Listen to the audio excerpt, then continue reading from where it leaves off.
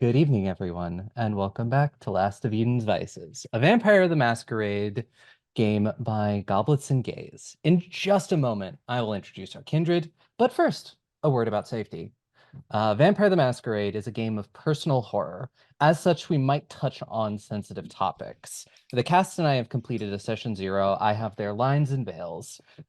In chat, you will see a list of content warnings for this session. If you're listening to the podcast or watching on YouTube, those will be in the episode descriptions. Now, let us move on to our kindred. They will go around and introduce themselves, telling you who they are and who they're playing. Okay, if you want to start us off. Hi, my name is Aki. My pronouns are she, her, and tonight I will be playing Faline, who also uses she, her pronouns. And she is our Banu Hakim. Hello, I am Alyssa. My pronouns are they, them, and I will be playing Nora Wilmore, who uses she, they pronouns and is a caitiff. Hello, I am Dusty. I use they, he pronouns, and I'm going to be playing Lupe Cruz, who uses she, her pronouns, and is our chaotic bruja. Hi everybody, my name is Jay or Nala. I go by both. My pronouns are they, them, and tonight I am playing our lovely Malkavian art school dropout, whose name is Erlyn Shu, and Z uses Zim Zir pronouns. Yeah. And last session, the kindred met a benefactor in the Tremere Primogen who asked them to pick someone up from a train station. Simple job. Didn't end up being so simple when they ran into a bit of a problem with the Society of Leopold, but they met the Nyan, a salubri from New York, brought them back to Felix, and got some boons in it. And we may figure out some more of what those boons are soon. But for now, everything ended last session with a text message to the coterie. I think it was Sylvie and Sylvie, Lupe, and Feline who got the text because everyone else's phones were dead.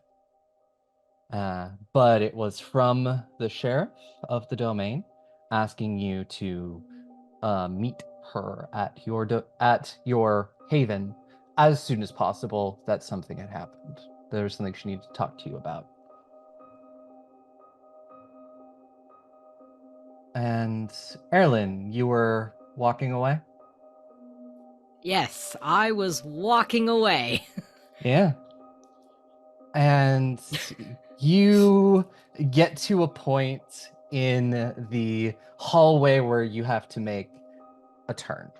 And as you turn this corner, you suddenly find yourself in a. You don't think you're in the art studio anymore. You are surrounded by these. Best way to describe it, they appear to be large metal trees. And they're sort of spaced very evenly. And somewhere ahead of you, you can hear a noise. It is sort of like a beak tapping against metal or glass, and the sound of a bird eating. Ugh. I've never had to think before what birds sound like when they eat anything. I think Erlyn is very used to having these kinds of visions. And I think the first thing that Z does is try to figure out exactly how real is this. And I think the way that Erlyn tries to distinguish that is Z will go try to interact with something that Z's seeing. So I think Z's going to reach out and try to touch one of these trees. Yeah. As you do, and you reach out and touch the tree, there is where possibly branches and things like that should be. It looks like there are the best way to describe it is almost nerve endings connecting all of these trees, these fibers that go from tree to tree. What the fuck? I think Erlen just says that to himself. So when I touch it, does it feel real to me? Feels warm. That's strange. I think Erlen's gonna just call out and say, hello? And you hear a noise that sounds almost like a squawk. Hello? And I want to keep walking like towards the sound. Yeah, and as you do, it's a few rows down, and you turn and you see this massive blackbird. And I'm saying massive, this bird is like 7 feet tall. And several of these metal trees are knocked over. And you can hear the noises this bird has been pulling out these interior components and these wires that look like nerve endings all sort of just hang from its beak.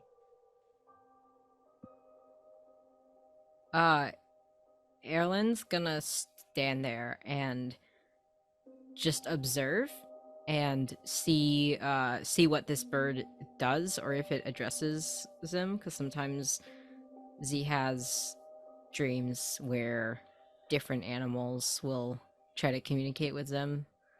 So Erlen's waiting. And as that happens, the bird will see you and its head will tilt. Like my head tilts. And for a moment you watch as these sort of nerve endings and wires fall from its beak. And then somewhere behind you, you hear knock, knock, knock. And you hear knock, knock, knock, knock, knock. Who's there? The pattern repeats again. And it's coming from behind me? Yes. I turn around. You find yourself facing a large metal door. It itself could look like it's something from a vault. It certainly looks to be concealed or, secure. The room itself is bathed in red light, and there is what looks to be a plaque next to the door. What's the plaque say? The plaque says Project Apollo. Okay. Does that ring a bell? Do I know what that is? I don't believe so. You've never heard of it before. I'm gonna try and open the door because someone's knocking on it. And as you do, you open this door, grab it, pull it open. What you see inside is just an art studio. My art studio, or just a generic one? Just a generic art studio. And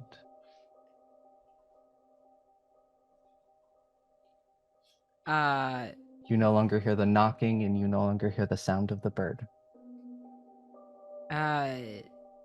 Is there anything that stands out to me in this art studio, like details or whatever this artist is working on, piece-wise, or? Give me actually we'll do a wits awareness roll. Okay. That's 6 dice, and I'm at 2 hunger, so 4 dice, 2 hunger dice. That one's cocked. 1, 2, 3 successes. 3 successes. This room appears to be someone is working on a massive portrait. And it appears to be, you've met the person this portrait is of before. It is of the prince of the domain. Okay, fear. Yeah. Magdalena Lambert. Yeah, you recognize her instantly. Is it a good portrait? Yeah, it's a very good portrait. Whoever's working on this is a very good artist. Okay, cool. um I'm gonna like step inside and just look around again because I think Erlen also knows that sometimes when Z has these visions that it's almost like you're in a video game and all the assets haven't loaded in correctly. So sometimes there's stuff that's off, and Erlen also uses that to determine if something is a vision or not because Erlen lucid dreams a lot and is able to take control of their dreams by looking for all of these signs and using them to determine whether or not this is a figment of their imagination or not. Yeah, it really, there's some art supplies in here. There are a couple of blank canvases. The only one you see in here is the portrait of the prince. Okay, I take note of that and I turn back around to where I came from. Yeah, you see the hallway of Gallery Noir. And I don't see the trees or the bird. Nope. Okay. Do I get any sort of like gut feelings from this vision? Let's see, give me a resolve auspex roll to I see would what like to you interpret. see what you can pull from that.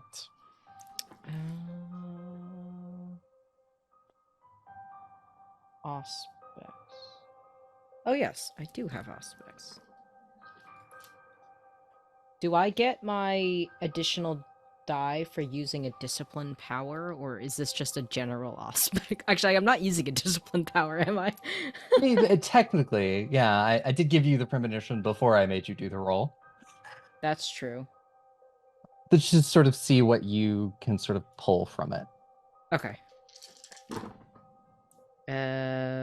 1, 2, 3, 4 successes.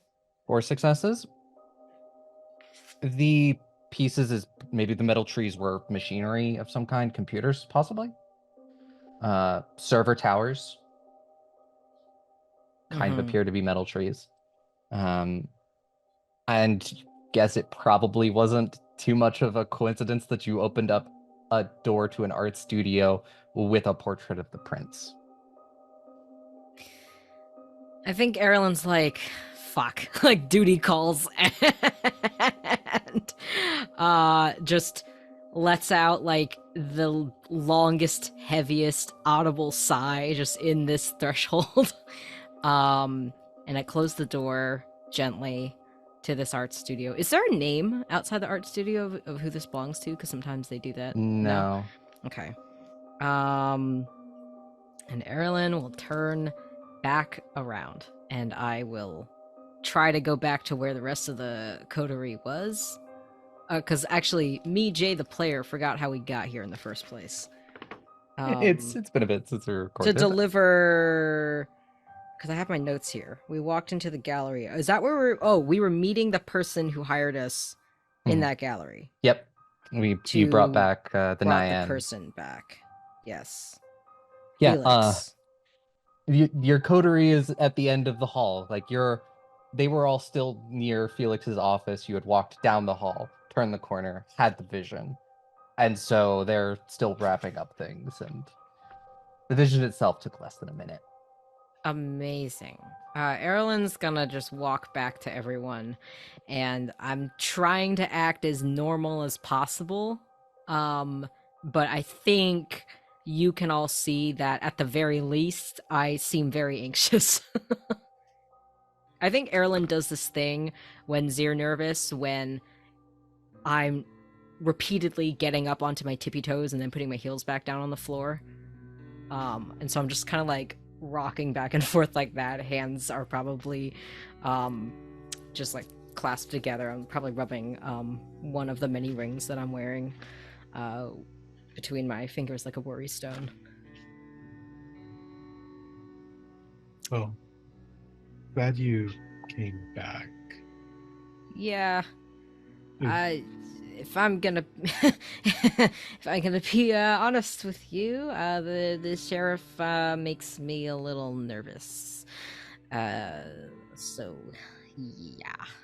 It would be worse if you didn't listen to them. Unfortunately, I know.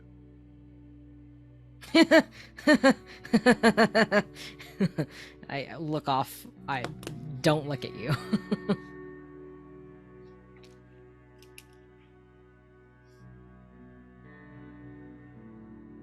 I think I'll join. Like I'm walking behind. Hmm. Not really close.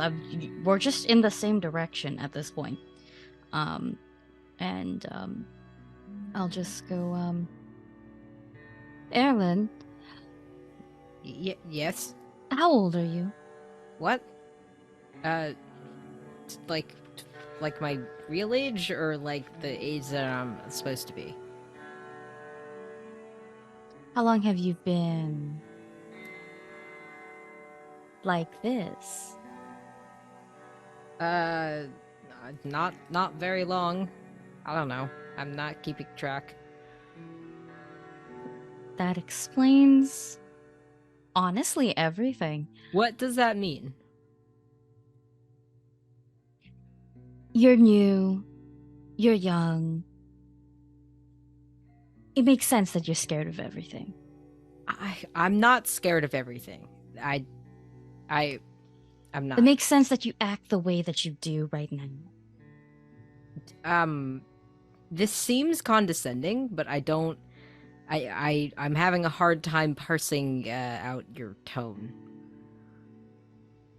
Oh, no, I'm not trying to be condescending. I just talk like this. The longer that you're here, the more you'll get used to things. And you're basically gonna realize that you're stuck in an immortal bureaucracy, and it just doesn't actually ever get better. But you can get better. And Great. that's the fun part. I think you and I have very different ideas of what fun is. Fun for me would be not being here, but Fun for everyone would not be being here. But when you're stuck, and you need to learn to make the best out of a bad situation. uh-huh. Mm-hmm. It's sort of like when you get a really shitty drink and you're too nervous to go and tell the people who made the drink that it's shitty. So you just suck it up and drink it anyway, or leave it alone at the table and leave. I can't say I've ever had that exact experience, but I think I know what you're getting at. I'm trying real hard to be relatable. Okay. Well, you're driving, I'm assuming. We better go. Yes. And Erlen just kind of sighs. Like, fate has been sealed. Like, there's no way I'm getting out of this. And I will gesture to the four of y'all.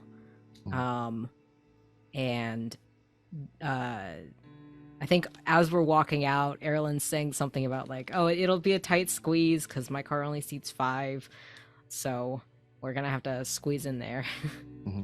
And as you leave, there's actually a very fancy car outside, and there is a woman with sort of this blue faux hawk that gets out, and Sylvie instantly recognizes her, and they share some quiet words, and Sylvie lets you all know that she unfortunately has something she has to do for her sire, and will not be able to join you.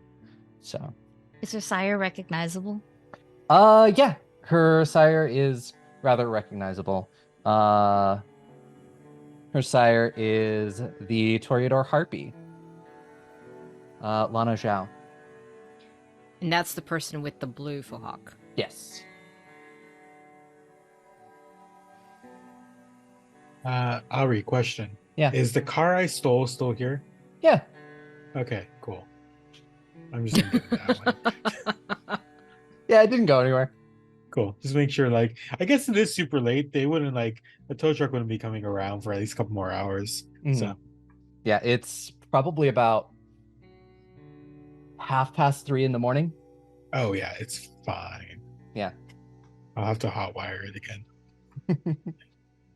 As we wait for sort of everything to resolve with Sylvie, Nora is going to just sort of brush past Erlin and quiet enough that only Z can hear, even with whatever augmented senses that folks might have. Nora will just say, "You don't have to be stuck in it," and then slide into the car. Erlin blue screens for like a second. And just like, 1,000-yard stares and processes that and then slides into the driver's seat. Mhm. And I turn my car on and there's a shot of the back of my car driving away with all of the fucking bumper stickers on there. I sit in the back because I like the back seat. Who's got shotgun? Yeah, now no, there's only Nora, 4 of us total. Nora also went into the back, and I believe Lupe went in her own car, so you're just like taxi driving us. Oh, okay. Incredible. The chauffeur experience. Yeah. As soon as I turn the car on too, I like yank the volume down because I think the sound was Mhm. still up from the drive here. Yeah, your radio works now, though. So That's good. That's good. Yeah. it's been enough time. Guys, because I think when the radio went out, Erlen was turning it all the way up to see if it was still working. It's that like blast of sound. You're like, yeah, like you mute it so quickly. But yeah, so we drive to where were we summoned? Elysium or your our haven. Yeah, right, our the frat haven. house. The frat house. So after a brief ride across the city, you pull up in front of the frat house. There is already another car here. You see a very nice muscle car from probably the mid-90s or so. And sort of sitting on the hood is the sheriff, Veronica. She's on the taller side. She's probably like 6'1" or so. Work boots, ripped up jeans, sort of just a plain black t-shirt. And we'll just also mention the broadsword that she has strapped to her back. Because as a sheriff, she has to have a sword. Damn, this is a college campus. It's 3 a.m. They fit right in though. Let's be Yeah. real. And looks up at all of you as you park and get out. And sort of gets up from where she was sitting on the car, and gestures for you, inside. Doesn't say much else. In a hand just holding what looks to be a folder of some kind. Deep concern. We lock our door, right? So someone's got to unlock the front door. Okay. Erlen goes to unlock the front door and is very aware of this very tall woman standing over me as I do that. And it's like that awkward thing you see in like the horror movies where they're trying to unlock the door and it's like it's just not going. And so like the keys like going around, and because Erlen is trying to hide it but is shaking a little bit.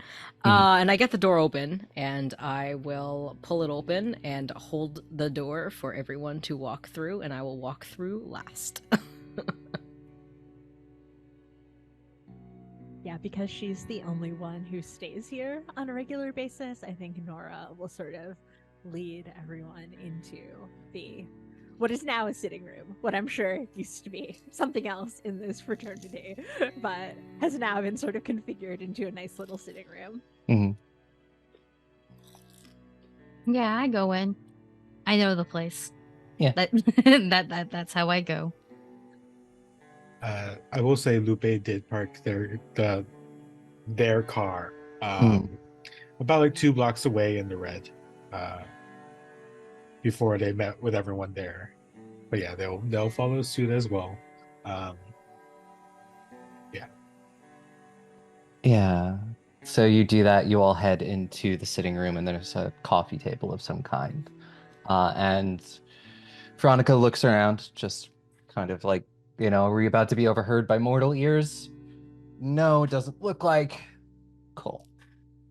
And turns to all of you and puts the folder down on the coffee table and says, over the last 2 weeks, there have been 3 bodies found in your domain. The last one was last night, actually.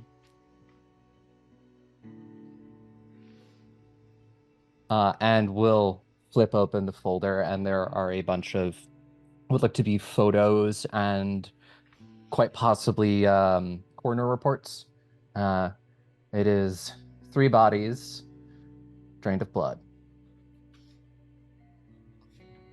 Now, as a point of clarification, Aubrey, how big is our domain? Your domain is about 3 blocks. Yeah, that's what I thought. Okay. And you would also know, because it is your domain, so any other kindred that are in your domain have to present themselves to you. You're aware that there are 2 ghouls and a thin blood in your domain. You've met all of them.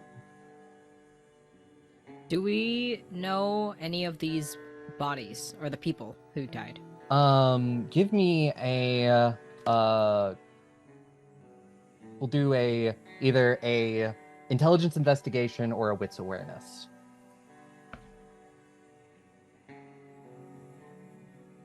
And Veronica continues, but the weird thing is about all of these bodies, and we'll point to something on the photos. It does appear that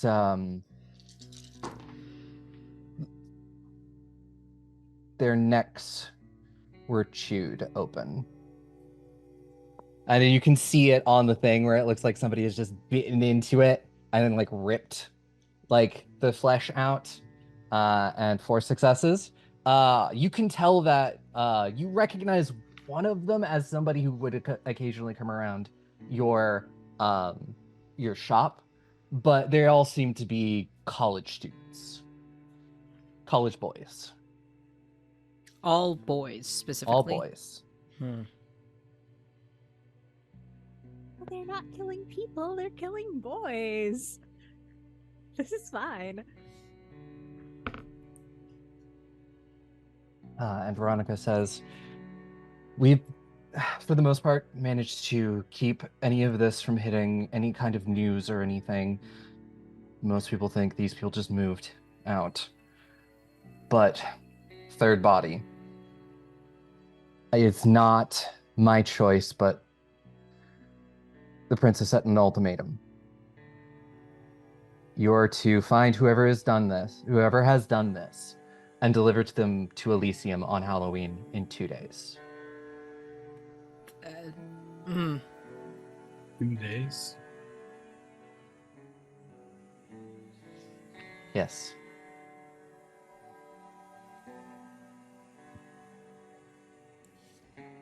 Erlen made a sound as if he was going to say something and then decided not to, and now is quiet and is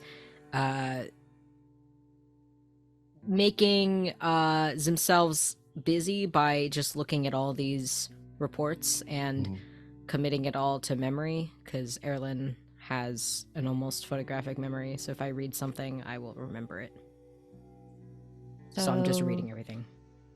So you say deliver, so I'm assuming alive.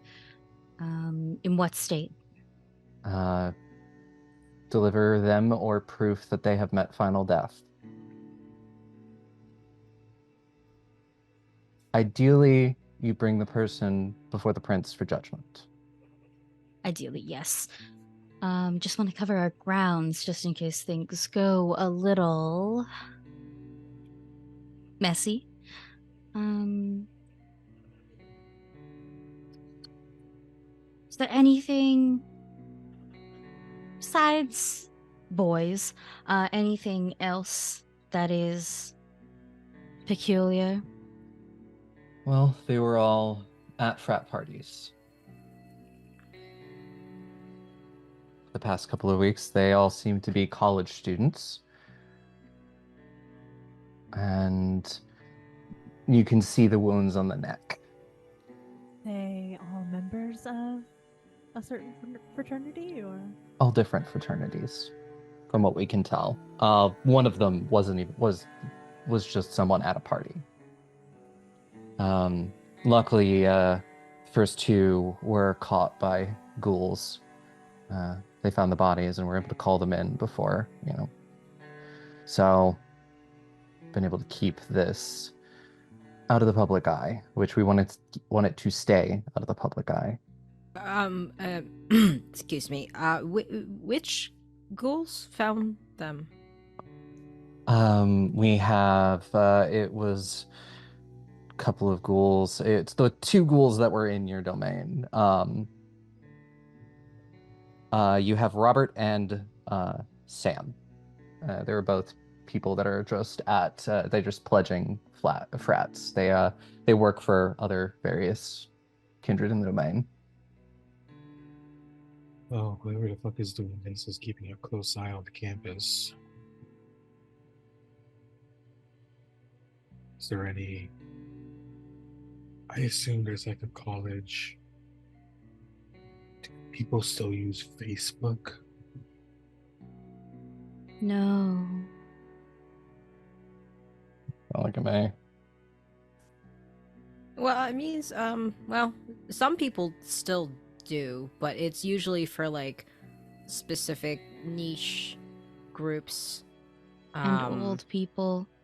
Yeah, definitely older people, but Like fraternities?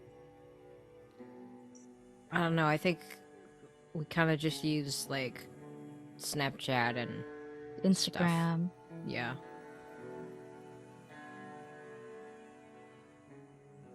I'm sure these frats do have Facebook pages, though. I would be surprised if they didn't. God, I still have a Facebook page. Doesn't mean I use it. Yeah, I know. Well, like, I still use Facebook when I first started college because even though, like, people my age don't really use Facebook, we kind of had to because all the infrastructure for college-related events is all on Facebook. And it's kind of like you join the Facebook group and then you move to a different platform, like Discord or whatever, but, like, Facebook still gets used, if that makes sense. Did the boys have anything else in common? Like doing sports? Or maybe they're all blonde?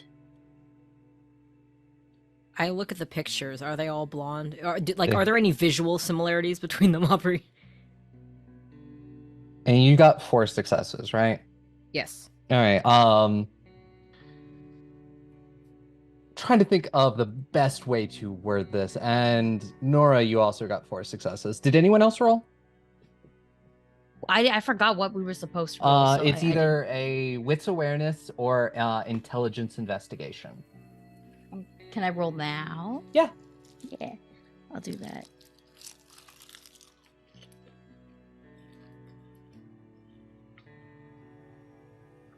Sorry, if you have hunger, do you put that under difficulty? No, that should already be Okay. Considered. 2 successes. I'm sorry, 1 is a crit. So, 2. like, what is that? Crits only count if you have 2, both of them are crits. My crit? bad. So then yeah. Sorry, I have 4 to. successes. I have to hold the dice very close for me to see the teardrops. Yeah. So yeah, that's 4. So 4, 4, 2. Everyone got 4, then Lupe got 2. So the 3 of you all notice is the best way to put this is they're incredibly average. They're not like people you're like, oh, that's a beautiful person. It's just like, that's a guy. Maybe people that probably didn't have great self-esteem. And you said that I recognized one of them from Mhm. coming to my shop. Yeah, you don't remember the name. They only came in a few times, but you remember their face. I remember the face, yeah. Mm-hmm. Do you remember the readings that you kind of did because of your Yeah, do I photographic remember memory? anything else? Because I do have a very good memory. Mm-hmm. Would this be a person that you did an actual reading for, or would you do a like tell them what you think they want to hear reading? I honestly think Erlen more often than not gives very honest readings, especially because the style of cartomancy that Erlen does is very client focused and client guided. I think it's very rare that Z would ever lie, especially after being turned and after I have like a supernatural ability to enhance my readings. Yeah. So long answer, or the short answer of what I just rambled on about is, yes, this was a legit reading. You probably did not predict that they were going to die. It was probably like, I don't want to say it's like a basic, but it's kind of the idea of you.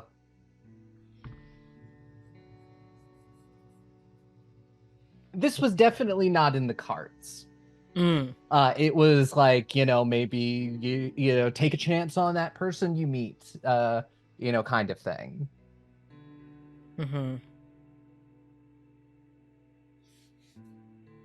I think Erlen just says.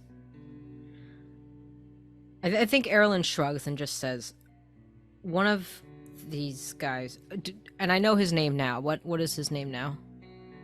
His name is. We're gonna go with Aaron. So Erlen and Aaron. Erlen says, Aaron, I remember him. He came around to my shop a while ago. Don't remember much about him actually. He was very average. Z says, and Z's looking anywhere but the sheriff, and if I have to look at the sheriff, I'm like looking at like the sheriff's forehead. Like I'm not meeting eye contact, looking at her lips, looking at her forehead, staring at a shoulder, just avoiding eye contact. Erlen's leg, like knee, has been bouncing this whole time. Yeah, Erlen just kind of like trails off really awkwardly. Yeah. Well, if you need anything, let me know, but it's not a lot I can do to help you. I've got some information for you. If you figure out who they are, help you bring them in.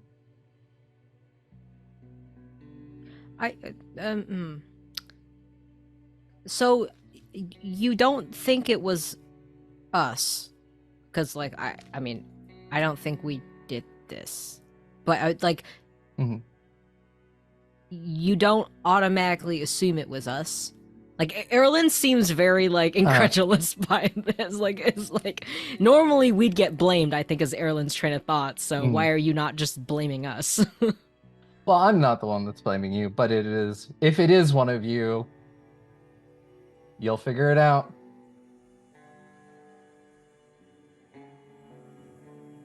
You're being given a chance to prove your loyalty. I understand. Thank you.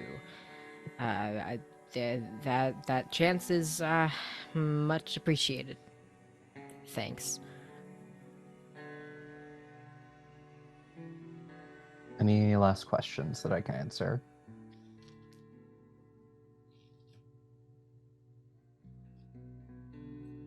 We appreciate you bringing this My to God. us and giving Yeah. us the chance.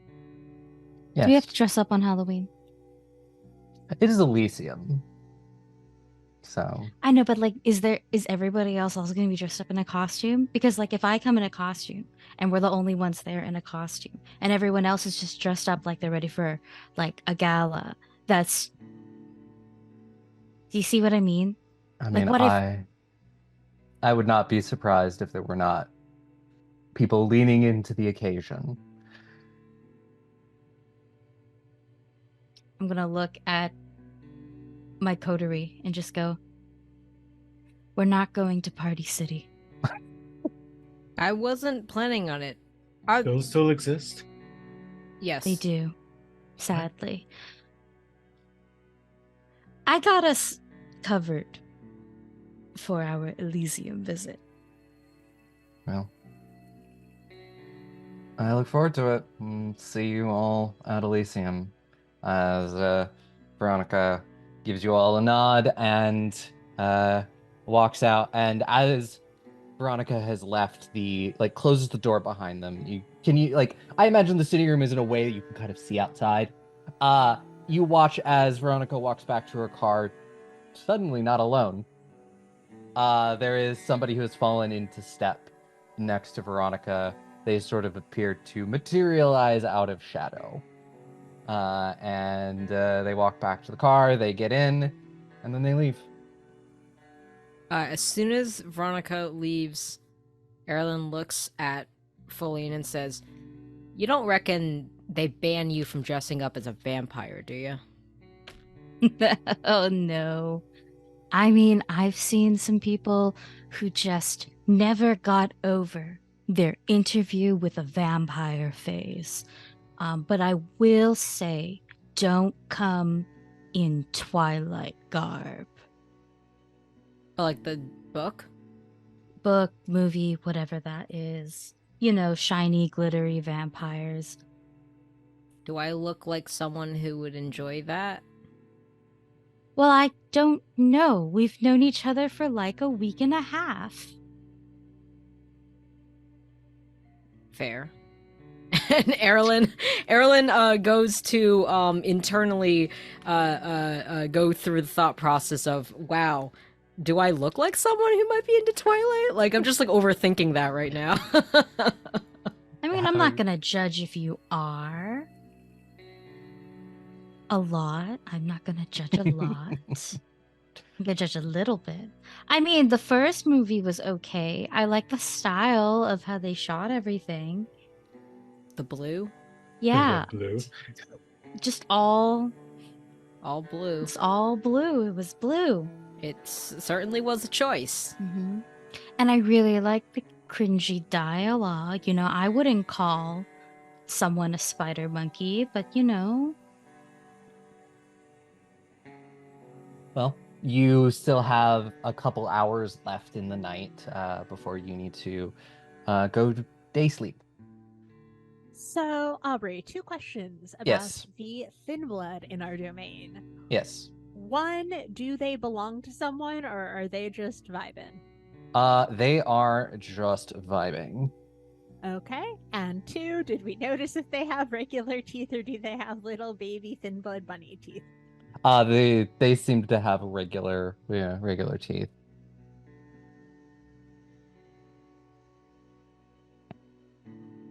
Yeah. Okay, Lupe is going to look at Erlen and just, do you know how to look up if there's like more frat parties going on before Halloween? Yeah. There's this thing called Yik Yak. It's an app. They're just, Erlen like, pulls out blinking their at you. phone. Lupe's just like blinking like, I trust anything you say regarding into this matter. Erlen pulls out your phone, and goes on Yik Yak. Mhm. Which for the people who might not know what Yik Yak is, it is a social media where you can post stuff and it's all anonymous, but it's set to your locations, and it's used on college campuses for people to just talk about whatever, and you can like upvote or downvote things, and the more upvotes you get, the higher it appears on the feed, blah blah blah blah. And that is in fact a way to find out about parties. Yeah. You're gonna God. see if any of the fraternities are having a party. Yeah, and Erlen will actually make a post and will type something that is maybe a little cringe, but seems normal enough Mhm. for the teens these days, TM. And Erlen makes a post asking basically if there's any parties happening tonight. And then has to add something like, I'm trying to get cronked tonight or whatever. Like, Mm. and like, it's very clear Erlen is not a partier. By the way, that Z makes this post. Mm. Most of the parties for tonight will have winded down, but you could definitely figure out maybe tomorrow night. Yeah. Oh, that's what I meant. Like, I'm making a post tomorrow for night, tomorrow night. yeah. Yeah. Yeah, Yeah. well, when people wake up, we'll see if you get any answers. Amazing. And then Erlen's also going to check the Facebook Mm. groups. Because I think Erlen's still in at least like the RISD, like a bunch of RISD Facebook groups, and a couple stuff from Brown, but like again, never was really in with the people who party. So I think it's a bit harder for Zim to find this kind of information. And then Erlen's plan C is to contact some of their regular clients who are into the party scene to ask them. Yeah. If for like the trolling through Facebook, give me a wit technology roll. Wow. Roll to use Facebook. You know what's fair? That website's atrocious. Yeah. Could I? So, I have a dot in technology, but Yeah. can I get like an extra die or something? Just because I was born in whatever year is normal for me to have grown up with social media. Sure. Yay! Thanks. Oof. Oh, actually, that's not that bad. 1, 2, 3. 3 successes. 3 successes.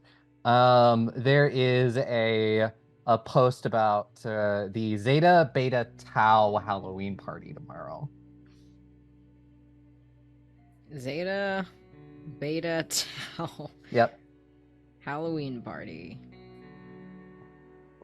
It's the Amazing. Rager of the Fall. It's Halloween weekend. Let's go, baby. Yeah.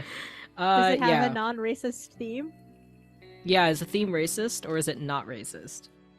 The theme's gotta be racist. Like a little bit. I was just gonna go with What the fuck, with Paul? Greek. Greek. Oh, it's Yeah. a toga party. It's a toga party? It's a toga party. Okay, it's a toga party. Yeah. Don't worry, they will find a way to make it racist. Don't worry. Fair. They will find a way. And I think like 5 minutes later, after we've all just been sitting here, Erlen goes, actually Erlen says way too loudly for considering how quiet it was in here. Erlen goes, aha! Found one. Sorry. The Zeta Beta Tau folks are having a Halloween Rager tomorrow night, so that's the next big one anyway. I haven't been around drunk college students for like 9 years. Okay. You said that these kids look just incredibly, just like fucking kids. They're all Just incredibly average-looking people. Mhm. Should we just go there and find the people talking to the cats? We could try and do like a bait. With I the mean, cat? I feel like we should talk to the ghouls, Robert, Sam, and the thin blood that lives here first. I mean, the ghouls found two of They the found the bodies. bodies. They should have more information. Yeah, you could easily talk to probably one of the three before you have to worry about it if you wanted to talk to the ghouls or the thin blood. I think I the think- ghouls make more sense because they're the ones who actually found the body. And I rather not start blaming vampires in our domain. I don't want to start off that strong, you know? Want to build some trust with them. And I mean, if it is actually the thin blood, then it's like, oh, gotcha. But like, you know, that's a whole other thing. I just don't want to, you know, approach him like that. Mhm. Yeah. You know that one of them is at one of the frat houses, literally just a couple of doors down. You know, a lot of the places, like, yeah, it's like almost 4 a.m, but like most of these places, like, still kind of have lights on. What time? I have a curfew. Yeah, usually you just gotta be back about an hour before sunrise. If it's 4, Yeah, you've probably got about an it's hour. 4. It's fall, so like, Mhm. yeah, at least another hour. Yeah, I'm gonna look at my phone and just be like, okay, we gotta make this quick because I have a curfew, so I gotta go back like in an hour. You have a curfew? I do. Why? My sire is very overprotective. I guess we do have something in common. One day I'll tell you about him. One day. Okay. Yeah. Cool. Let's go talk to those people, or maybe we could try to get them to come here.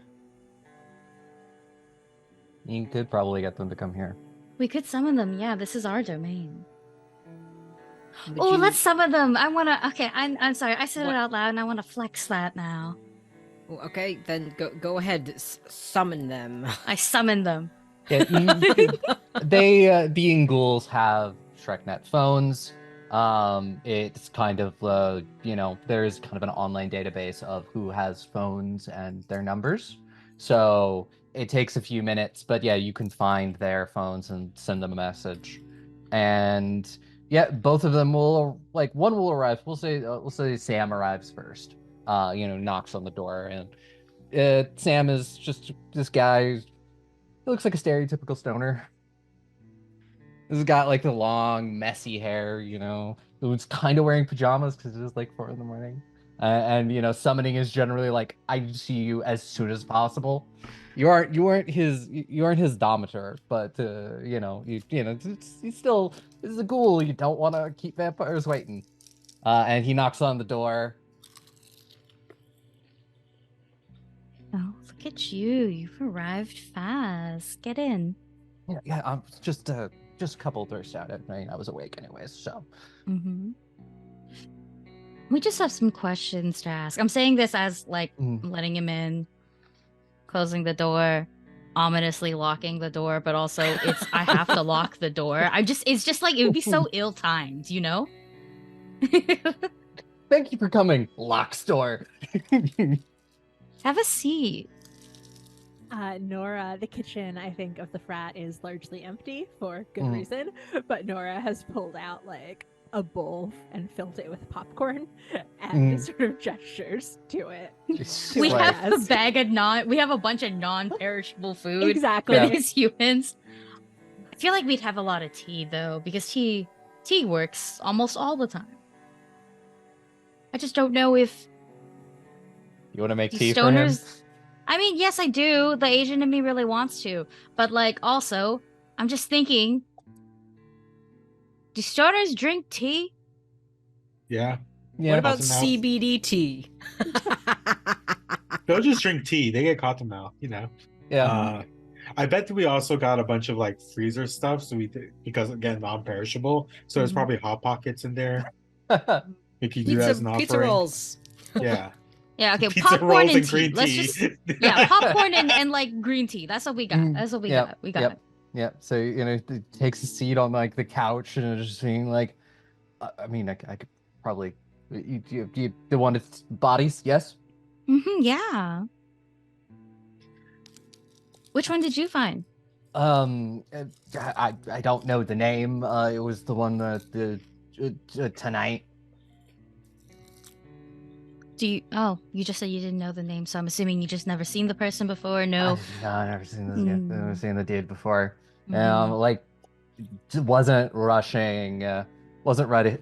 Wasn't rushing Delta Zelta. So, or What Delta state? Zeta. I mean, besides dead, what state did you find him? Well, I was I had been drinking a lot tonight, and I was headed upstairs to find the bathroom.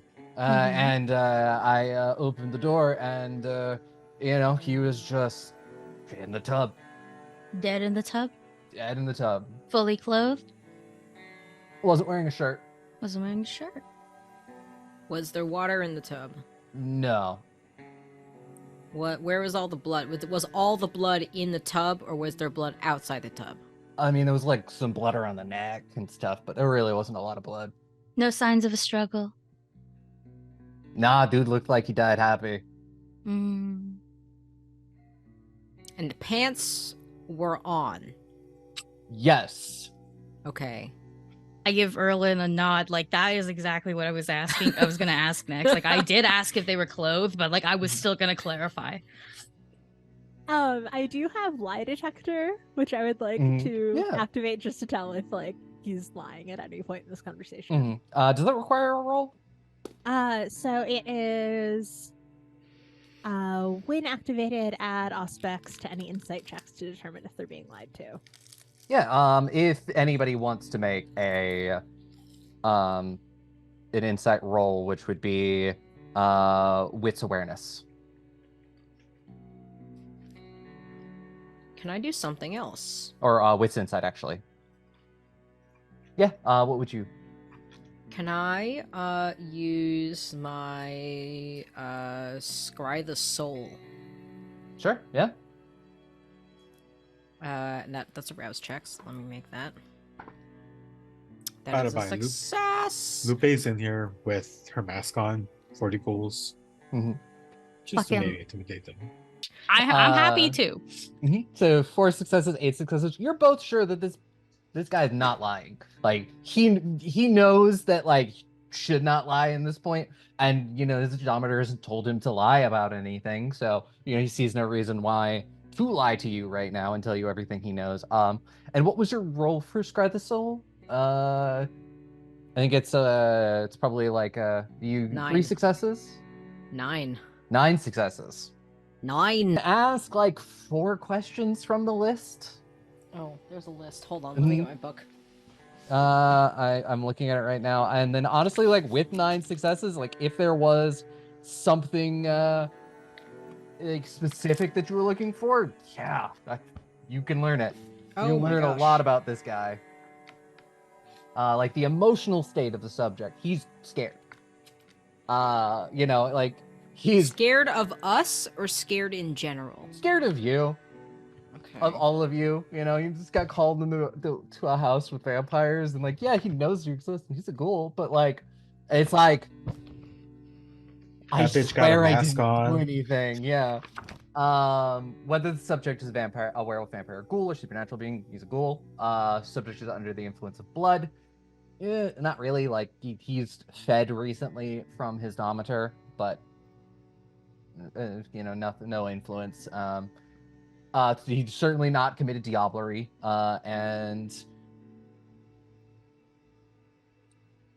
and if there's a specific question you want to ask, go for it. With that many successes, I'm willing to answer a specific question.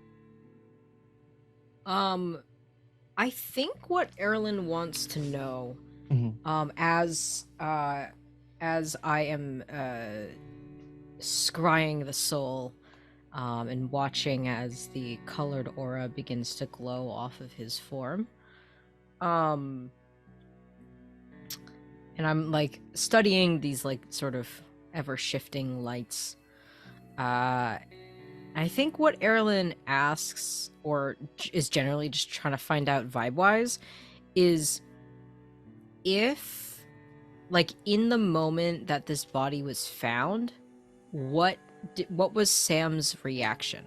Like, what was Sam feeling in that moment? Did Sam have any gut feelings as to, like, who might have done this?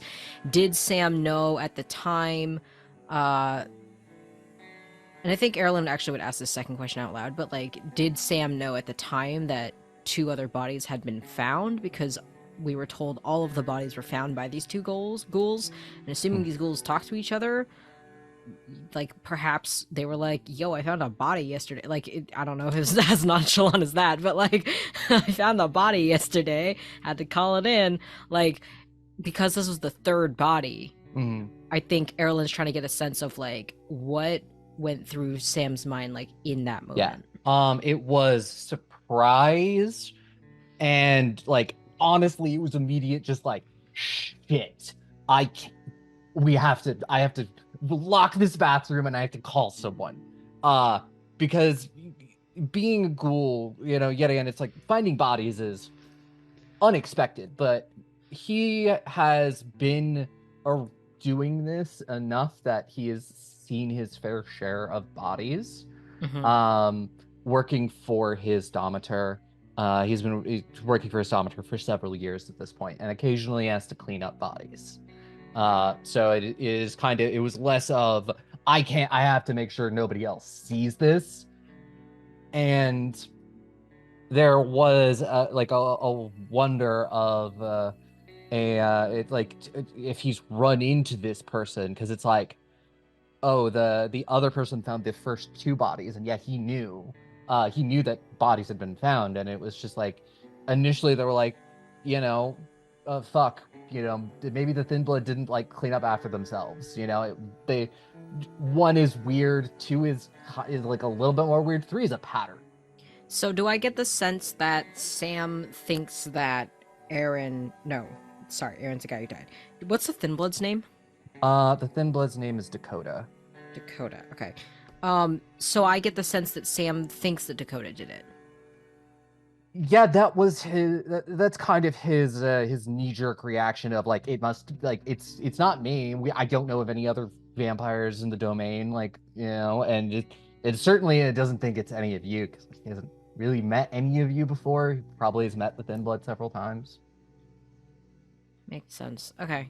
I think kind of weirdly, after gathering all this information, mostly silently, Erlen just goes, thank you, to him. Yeah, it's like a bit of okay.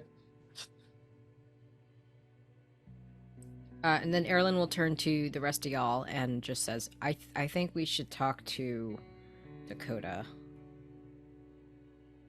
Just, I mean, like, I don't know, but we need to rule Dakota out. Because right now Dakota is a obvious suspect, but whoever's doing this, probably, like, assuming it isn't Dakota, knows that Dakota's here and could be trying to make it look like Dakota did. So we just need to rule out that Dakota didn't do this so we can keep moving. Mm-hmm. If we take you, there were coroner's reports, you said, right, Aubrey, about the bodies, or did I make that up?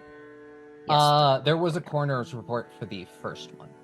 Okay, so to Faylene, Nora will say, if we take you to the bodies, would you be able to tell anything about them? And sort of does a little. Yeah, the bodies are they're not with the coroner anymore. The first 2 have been disposed of. The one tonight they still have. Like, it is sort of It has been given to someone in the domain to dispose of soon. It has not been disposed of yet. The first two have been. I mean, probably.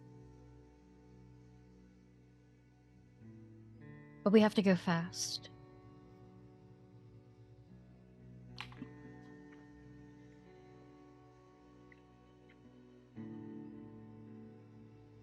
Erlyn looks at Sam again. Has Sam eaten any of the popcorn or had any tea? Yeah, Sam has. Like, eventually it was like, it was kind of just like, "Yeah, it looks really good." And I just kind of like start like eating some of the popcorn. It's like, To "Oh, be some of the tea." polite? Is it Yeah. specifically to be polite? Oh, that's so funny. No, I think it's more of like, probably had the munchies, and now okay, okay. it's like, oh, there's food right there. I'm so hungry. It was Yeah, okay. there for him anyways, you know what I mean? We can't literally have it. Yeah. Yeah, I swear to God, we'd be like, you can take it, just return the bowl in the morning. Like at this point, like, what are we gonna do with it? Yeah, I think Erlyn does the very like middle-aged dad thing of like slapping the thighs to signify like, all right, it's time to go. And Erlyn stands up and he says, okay, Sam, we will contact you if we need anything else from you, but I don't know about y'all. Erlyn looks at the three of you. I don't know about y'all, but I think I've gotten all the information that I need right now from him. I'm good to go.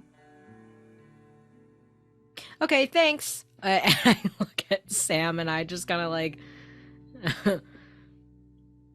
No, literally. If there's still popcorn, I'll just be like, just take the bowl and just return it sometime tomorrow. Yeah. I'll drop it by like tomorrow evening or something when I'm coming back from class.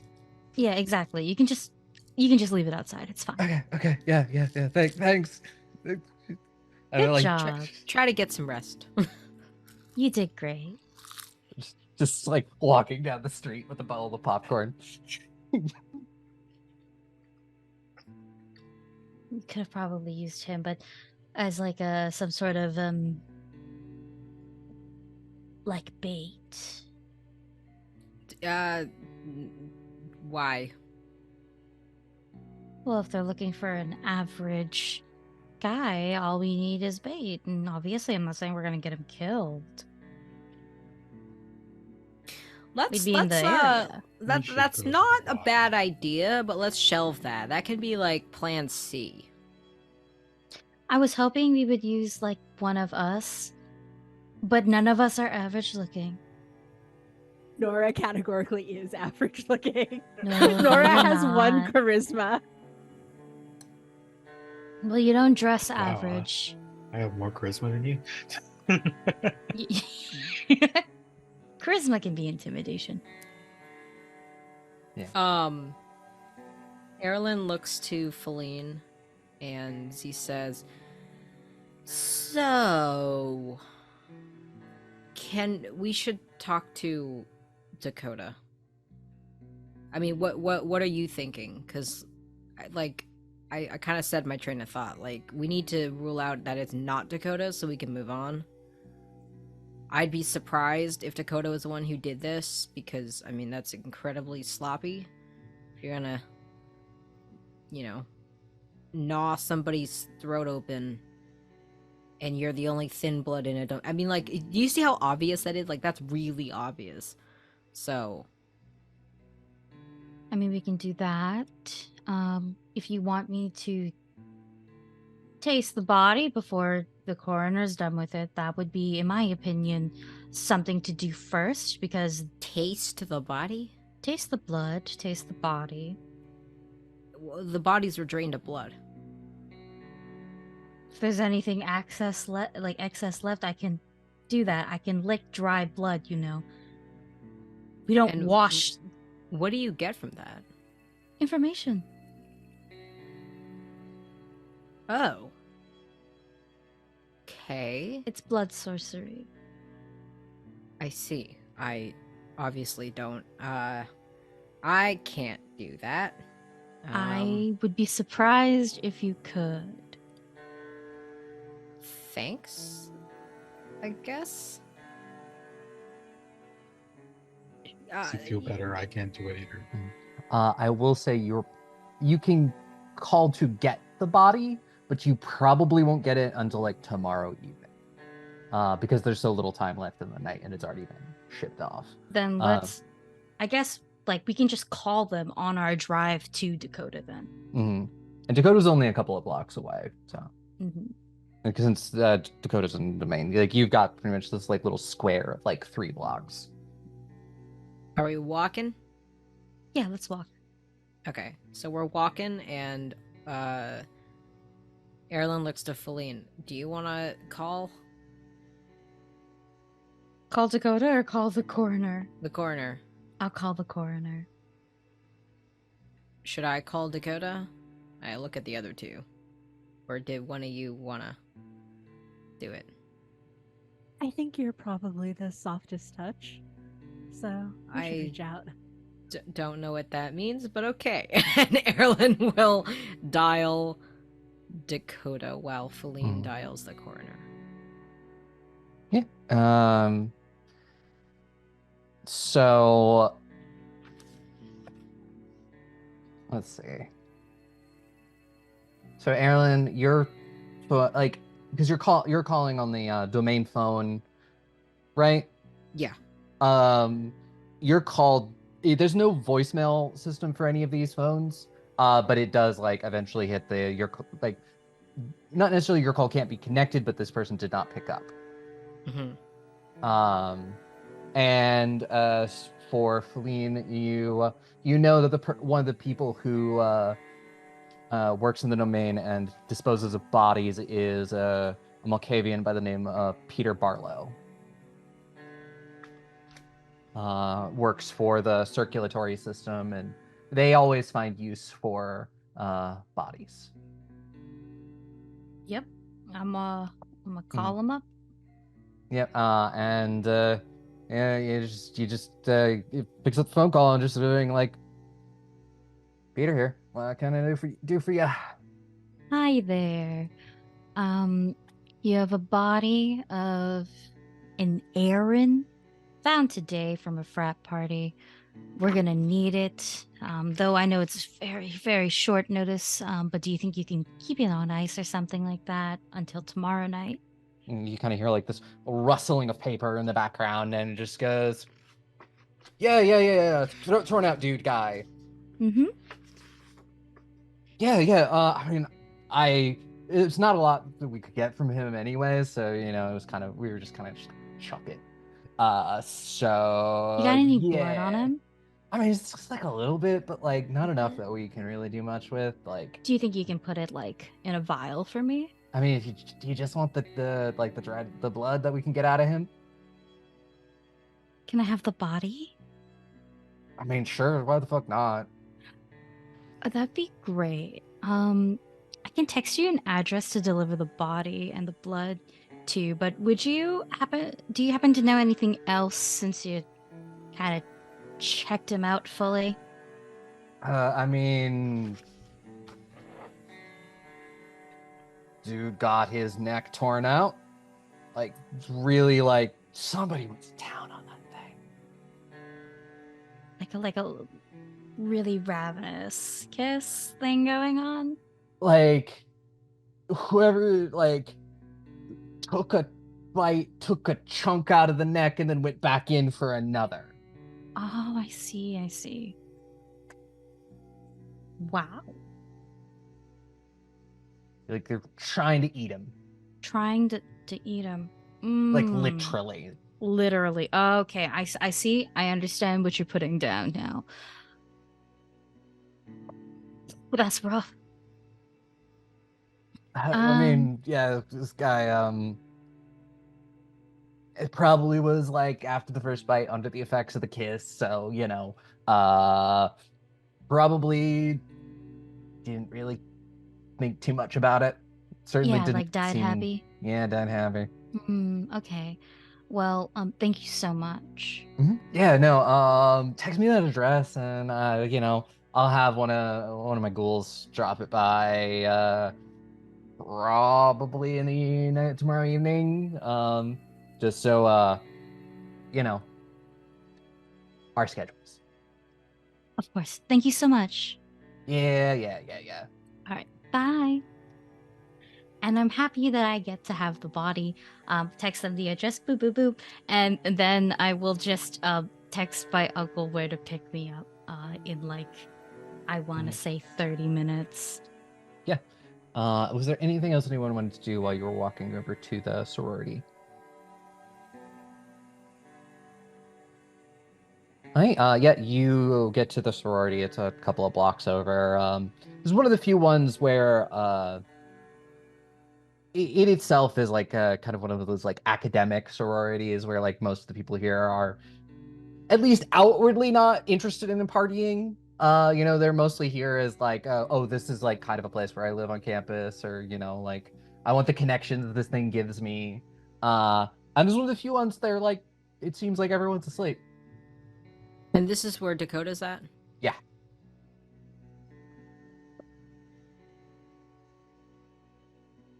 Do we know, like, what room Dakota's Don't in? know what room.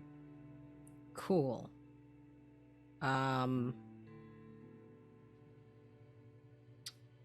we sort of like walk up the steps, Erlen says, "Yeah, so Dakota didn't pick up the phone. I tried a couple times on the way over here." Just ring the doorbell. At 4 a.m.? What are we gonna do? Break and enter? What's okay? If we ring the doorbell, what do we say? Where's Dakota? We're friends? I don't know. I shouldn't be talking. I still have my mask on. Quite literally, where's Dakota? We need to speak to them. Ah, fuck it. And I ring the doorbell. Mm-hmm. Yeah, and you ring the doorbell and like a light turns on upstairs, and sort of, it's kind of got like the windows you can kind of look through. And you see a light turn on, there's a door opens, and like somebody's coming downstairs and like pulling on a shirt and stuff. And you do recognize that I rolled a die. It is Dakota is the one who actually answers. So you're in luck. And Amazing. just pulling on a shirt stuff, and just, like opens the door, sees all of you, and just goes, "Can I help you?" Hi, I tried calling, but I think your phone was off. I didn't hear it. It's okay. I called several times. Doesn't matter. Anyways, do you have a couple minutes? We just want to talk to you. Mm-hmm. Yeah, and like as that happens, you hear this like male voice from upstairs go, "Coda, babe, what's up?" And she's just like, "It's fine. I'll be just a second." And like kind of just like steps outside and closes the door behind her, and just being like, yeah, what do you want to know? And you do notice, actually, everybody give me you do notice that she seems to be cold. Like she's like doing thing like, I feel cold. And anything else, give me like either like you can do like an insight check, a wits insight, a intelligence, or a wits awareness.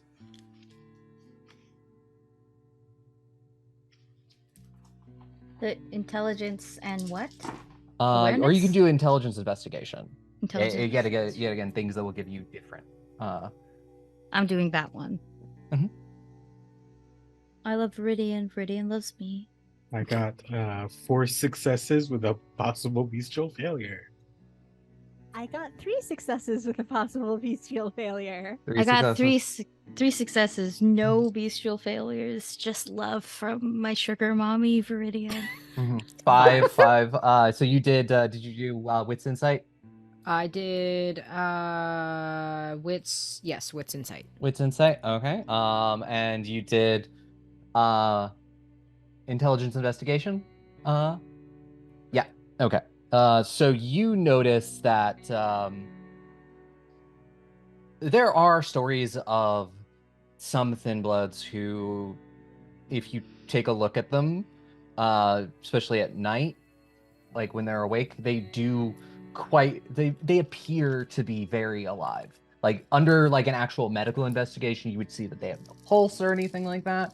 You could tell that Dakota's probably one of those, and quite often the stories say that they can eat food. They still have to expel it at the end of the night, but they can eat food and enjoy other pleasures of life. And it definitely seems like her cheeks sort of have that sort of ruddiness as to somebody who has roused the blood. And everyone else is just like, this is a person who is just interrupted in the middle of something. And they're kind of annoyed, but they know who you are and they don't want to cause problems. So sorry for interrupting your night. I mean, it was winding down. I bet it was. Who's the lucky guy? Oh my god, Earl. His name is Silas. He's a part of my friend group. He's mortal? No. Do we know a Silas who's a vampire? You've never met this Silas. Where are they from? He's from the city, but he doesn't usually stay in this domain. And he is one of us? Yeah, he's he does the etiquette question. Should he have introduced himself, or is that just for like princes? if he's spending any amount of like passing through a domain, it's totally fine. Spend an hour in a domain, leave, totally fine. But if he's spending any amount of extended time in the domain, he definitely should have introduced himself. I'm not even making you roll for that. That is a major faux pas for the Camarilla. And he didn't think to introduce himself, or you didn't think to introduce him? Yeah. You know what? Slipped my mind. Didn't intend for him to stay. I can get him. Yeah, I'd love to meet him. Yeah. Dakota, kind of just like, I'll be right back. And we'll As we wait, I just turned to everyone going like, this is kind of fun. Erlen doesn't understand why this is fun. A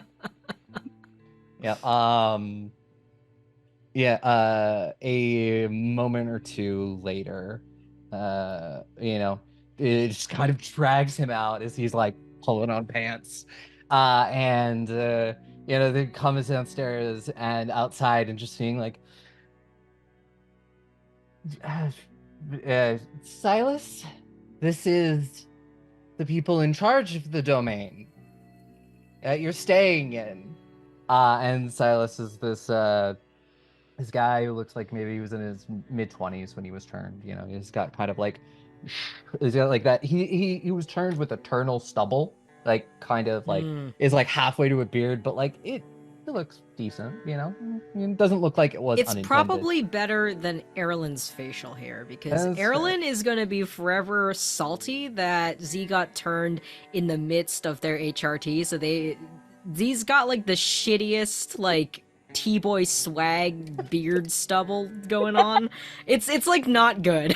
It's not good Boy facial hair. swag. So Oh good. no, baby, I can do. I will fix that for you. I swear. Whatever you Uh, need, I will. You just let me know now. Oh my god.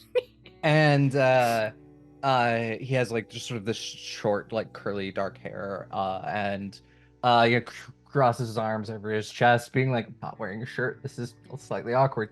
But you do, you see that like he has several. They're a little bit more than tattoos on his one is on his arm and like one is on his like his chest. If anybody would like to make an intelligence occult.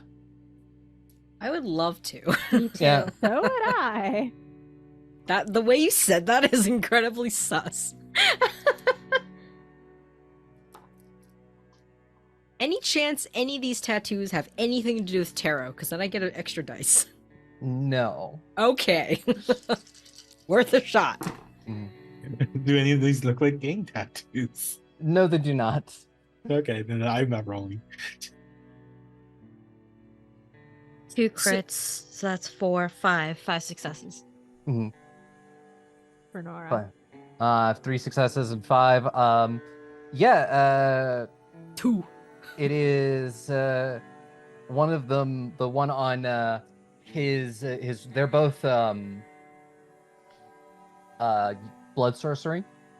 One of them does appear to be kind of a recipe for one, and the other appears to be sort of like a defensive sigil. But the blood sorcery. Yeah, it's blood sorcery. He has blood sorcery tattooed on his body. Oh, those are interesting. And point to his tattoos. Yeah, Tremere. Would make sense. Yeah, yeah. And Uh, Feline specifically, I will give you a give me a wits etiquette. I have Kindred. No, I have Camarilla, my bad. You can add For Camarilla, etiquette, yeah. just- I can add it? Okay, dope. One Mhm. second. So you said wits, etiquette, Cammy. Let's go.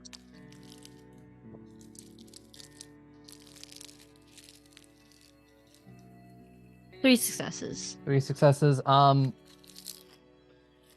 You remember hearing something about someone named Silas, but you don't remember what. Your name's so familiar. Yeah, probably is. I been here for a while. Doing. I was part of the Chantry for a while. I left a little while ago. I see. Just wasn't for me, organized structures like that. But yeah, I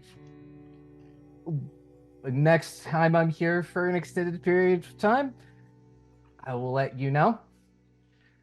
Is there anything else I can help you with? Oh, what? Yeah. Go ahead.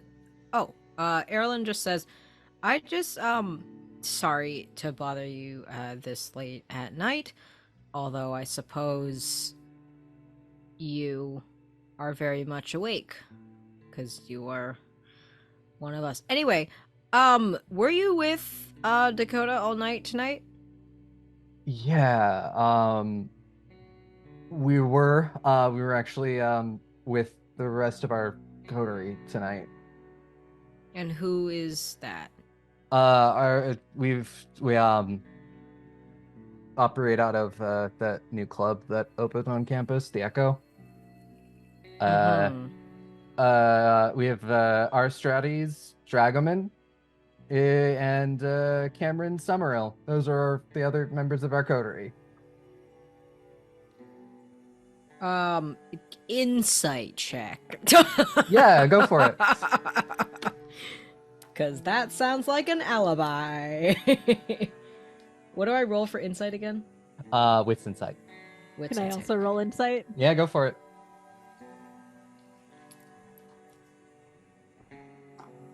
I'm so glad Erlen is an empath. Jesus. Please, no, I don't want to be attacked by my favorite soy milk beverage when you say this shit. Here. 5. 5. Yeah, they're feeling a little awkward and called out, and they're like, shit, fuck, but they're not lying. They're not lying. Mm-hmm. And how, this is a above table question. How far away, do I know what this club is, and how far away is it from the place the body was found? The Echo is, it is still on the Brown campus. It is a relatively new sort of like nightclub that has opened up over the course of the summer, actually. And you know, it's far enough away that it's on foot. It's probably close to an hour. Okay. Through car it'd be a lot faster, but it is. They're both lying. They're both not lying about being with their coterie tonight.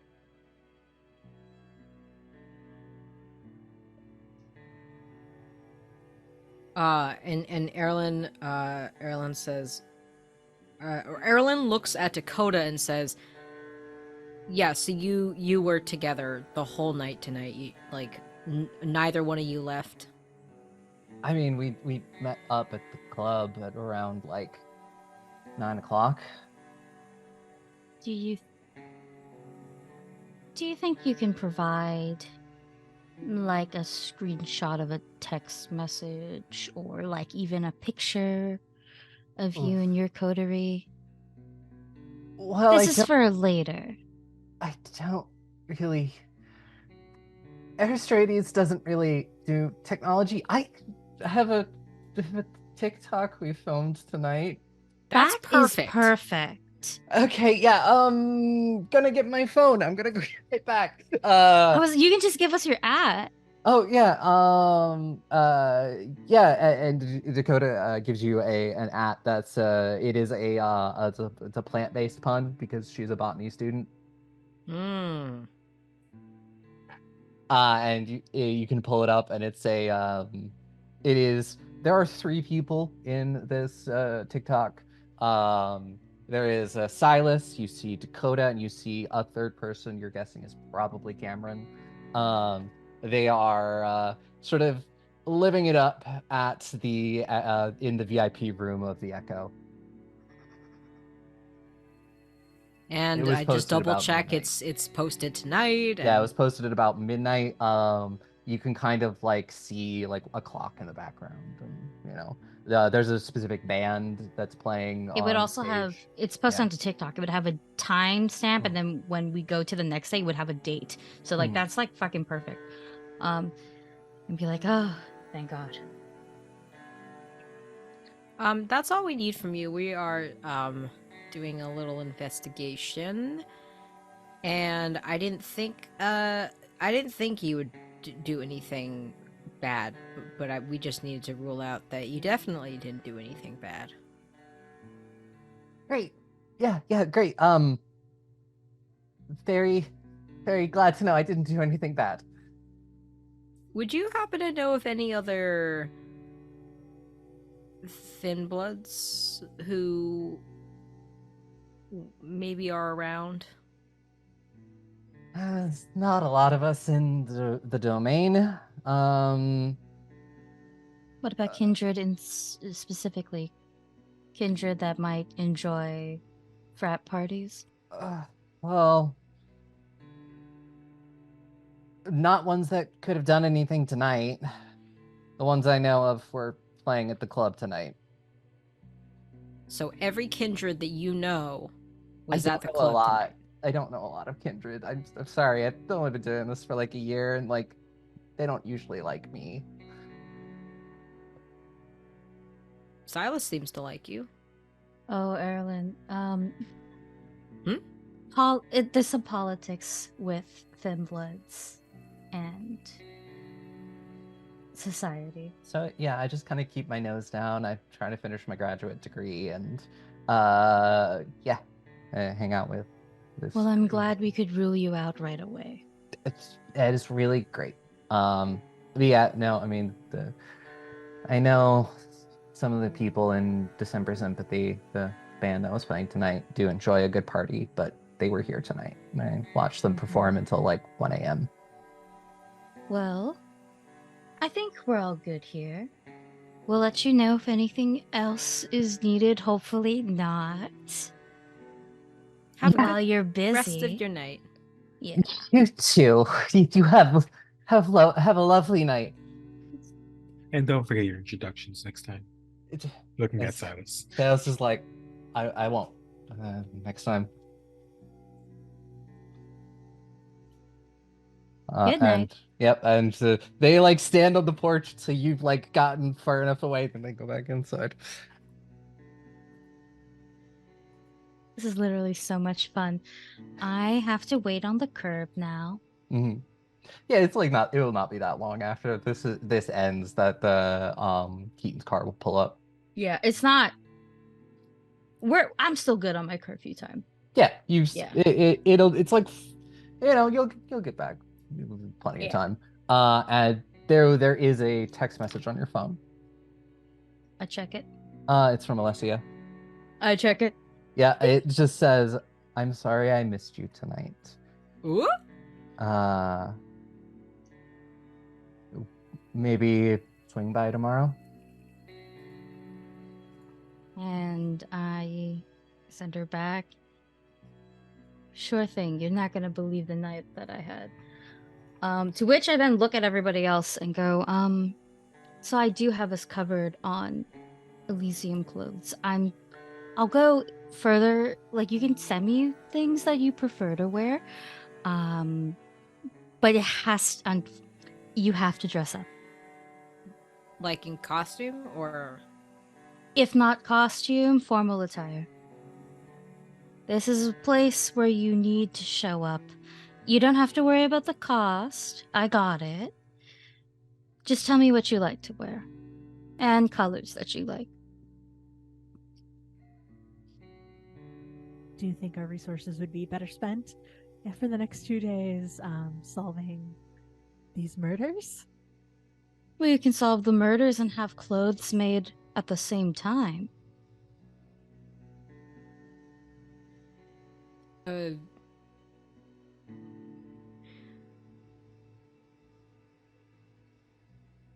Erlyn is like mouth open, is about to say something, and is very obviously considering whether or not to say the thing that they're thinking of saying. And so instead is just like, again, almost like I'm blue screening, like I'm like buffering. I'm like, I think I noticed you doing this, and I will patiently wait for you to catch your breath, essentially, and just go say what you need to say. So that's a no then on dressing up like a vampire? You can dress up like a vampire if you want to, but just make it go full Victorian, like. I don't have any costumes, really. That's fine. That's why I I also said I don't can have formal wear. That's why I said I have it covered if you need it. Why can't I just like wear a nice like button-up shirt and nice pants? Because unfortunately, when we show up in Elysium, they will eat you alive socially. You can say you don't care, but there's so many kindred that just love to hate new kindred. And I'd really appreciate it if they don't hate you. Because you'd be embarrassed to be seen with me? Not really. It'd be because I would have to stick up for you. And I don't want to let them know that I'm weak. Because you care about someone? Of course. I don't understand, but if dressing up would help you, sure. Just no dresses. I don't do dresses. No dresses, got it. We'll find something. Don't worry about me. I worry about you the most. And that's because I want you to keep wearing your cool mask, but also, I'm so worried as to what you're going to show up in. It'll be fine. Just Erlen's got this subtle look of pride that flashes across your eyes, knowing that Feline is not worried as much about Zim than anyone else.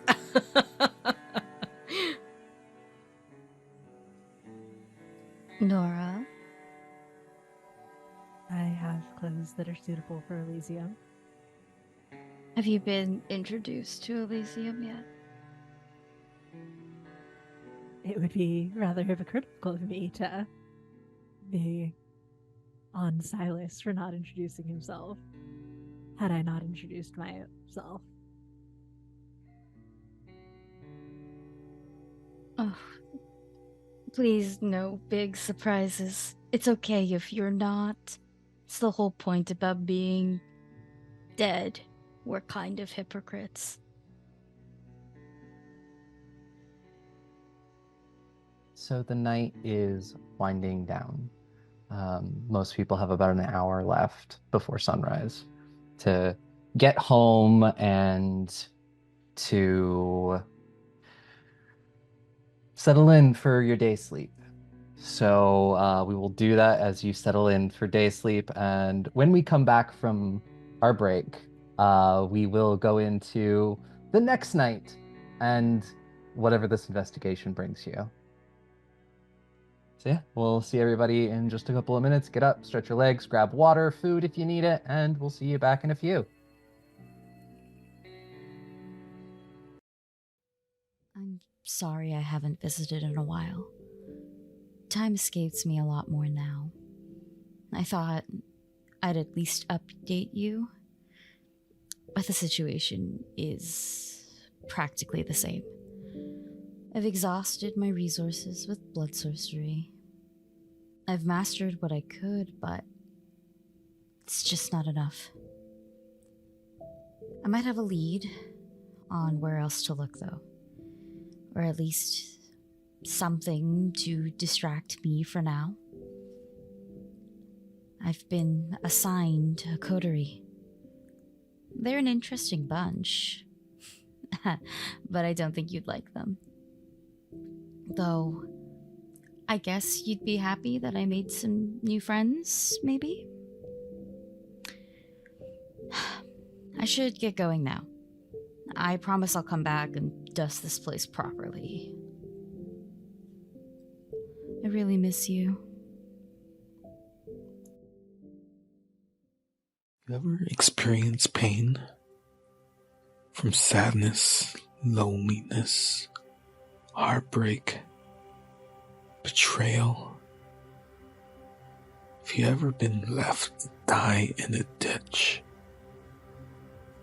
The anger that remains is enough to keep you clinging to life, half your soul in the underworld. Your body, unable to process all the hurt you've endured, begins to shut down, and yet you hold on still, for you have been wronged. I was given the chance to change all that, to make sure my pain will be paid back 1,000-fold. I haven't made sure to keep on that promise, and I can help you do exactly the same. You've already paid my price. Don your mask and join your kin. Welcome to the family.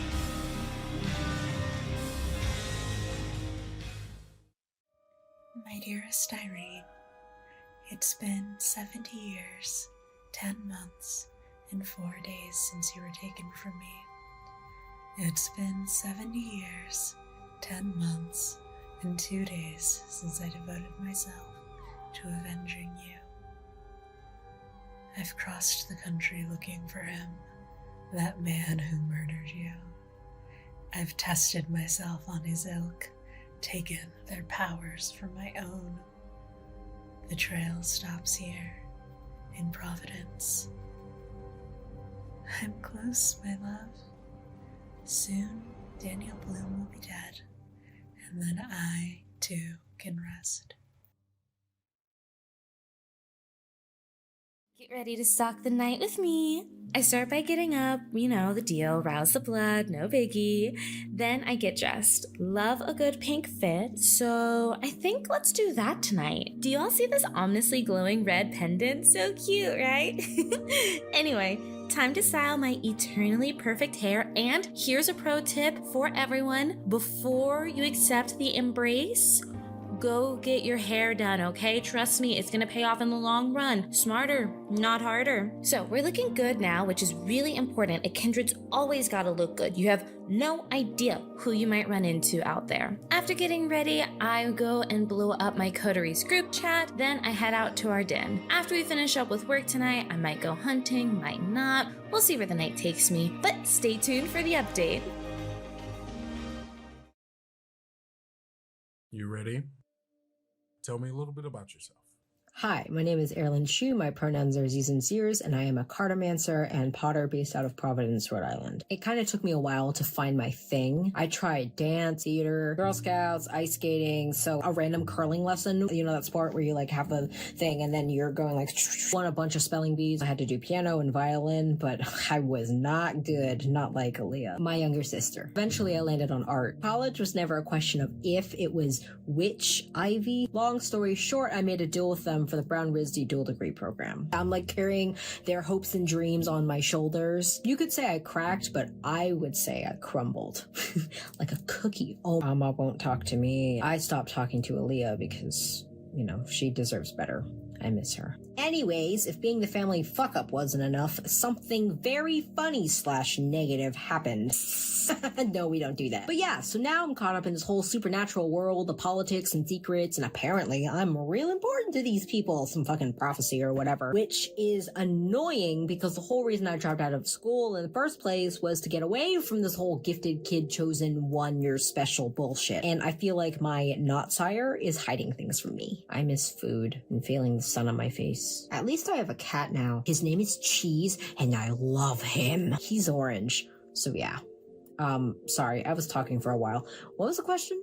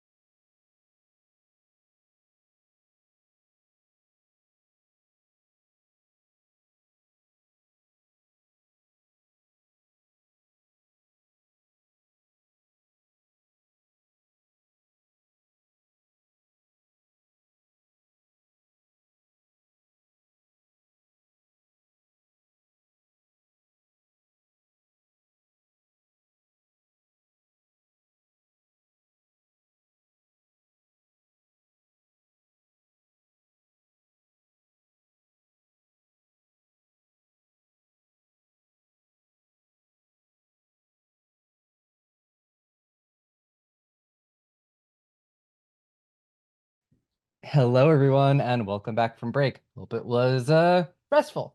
Like these kindred have been having. They've been having their day sleep. So everybody rouse for a new night.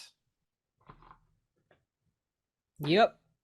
Oh, yay. That's a success. I'm Good so I stuff. succeed. I rarely succeed. Yeah, you're all fine as you wake up. I mean, some of you probably need to eat more than others, but yeah. So Nora, I'm gonna start with you. As you're sort of headed downstairs, you hear a knock at the door. I will go down and look out through the little peephole. Yeah, there's a guy standing out there. It takes you a second to recognize him, because the last time you saw him, he was in not great shape. It's the werewolf that you fed blood to, Samuel. Samuel, my little baby. Yeah, I will go ahead and open the door. Yeah, and he's he's wearing like hiking boots, jeans, and like a t-shirt and a flannel over it. And like as you open the door, he just goes, "I don't know your name, but hello." Nora Wilmore, and she will sort of offer her hand. Samuel, Durand. Would you like to come in? I don't know. Do you feel uncomfortable here after what happened? I mean, I've never been here before, so I mean, it's just interesting. Yeah, but I mean, I'll come in. Yeah, please. And Nora will sort of gesture him inside, I think, towards the, as previously described, nearly empty kitchen, but we'll get out like the rest, some of the other non-perishables that we didn't serve to the stoner last night, to the other Sam. Beef jerky. That feels bad to give to a werewolf as a snack. That feels culturally insensitive. Is it racist to feed beef jerky to a werewolf? Send tweet. So Nora will just like make another bag of popcorn and say, I wasn't expecting a visit. I mean, it's been strange. Like, God, this is gonna sound horrible the way I have to phrase it. I can't get you out of my head. Like, I saw you, and it's like for like the first week or so, it was like, oh, I felt grateful, which is a weird thing for me to feel about a vampire. And then I just couldn't stop thinking about you, and like I didn't know your name.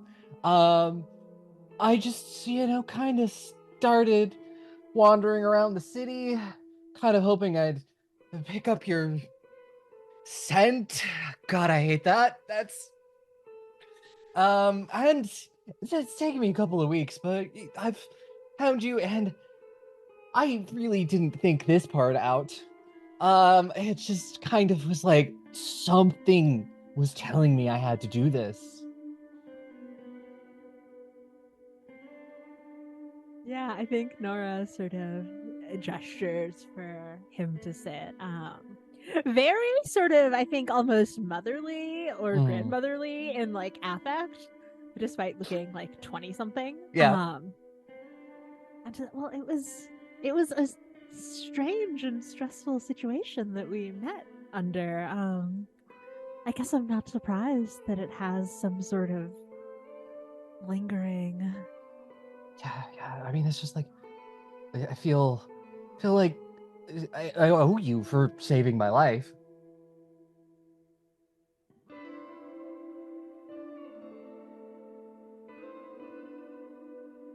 Does your friend know that you're here? No, my friends do not know that I'm here.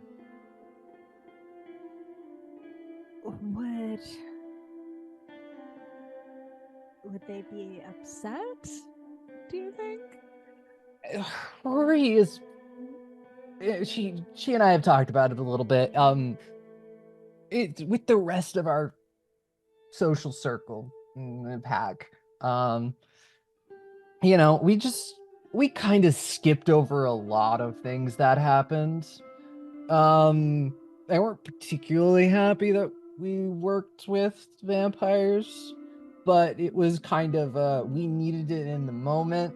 But anything else we kind of just glossed over, and I haven't like it would have been really weird, and I would have had some weird questions if I had told them I kept thinking about a vampire.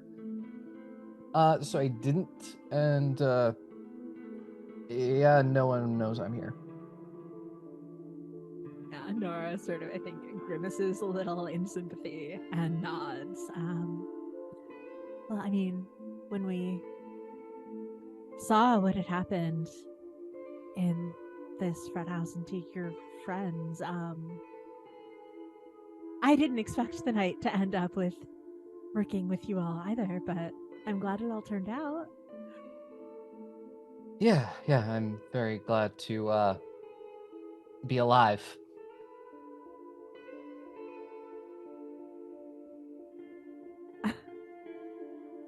Well, I'm happy that we were able to help in that way. Have you been here long? Like a couple minutes. I realized it was like almost sundown, so I was like, I might have arrived a little too early. Oh, no, sorry. I meant in Providence. I just got here. So I mean, I've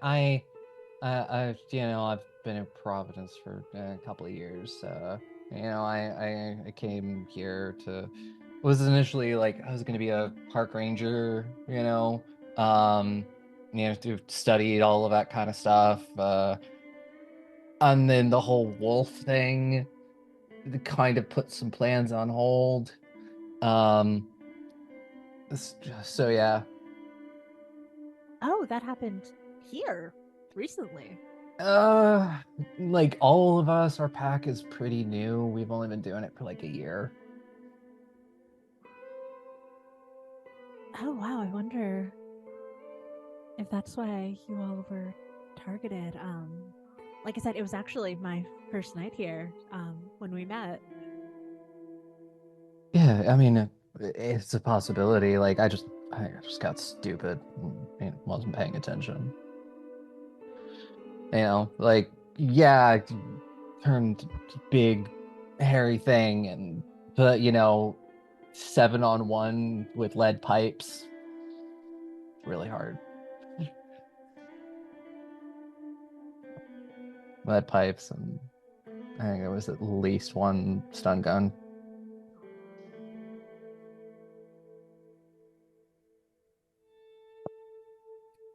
I mean, we've been trying to piece together a little bit of what it is that they were trying to do. Do you? So they were definitely taking my blood. And they were making some sort of concoction with it. And I think selling it to other vampires.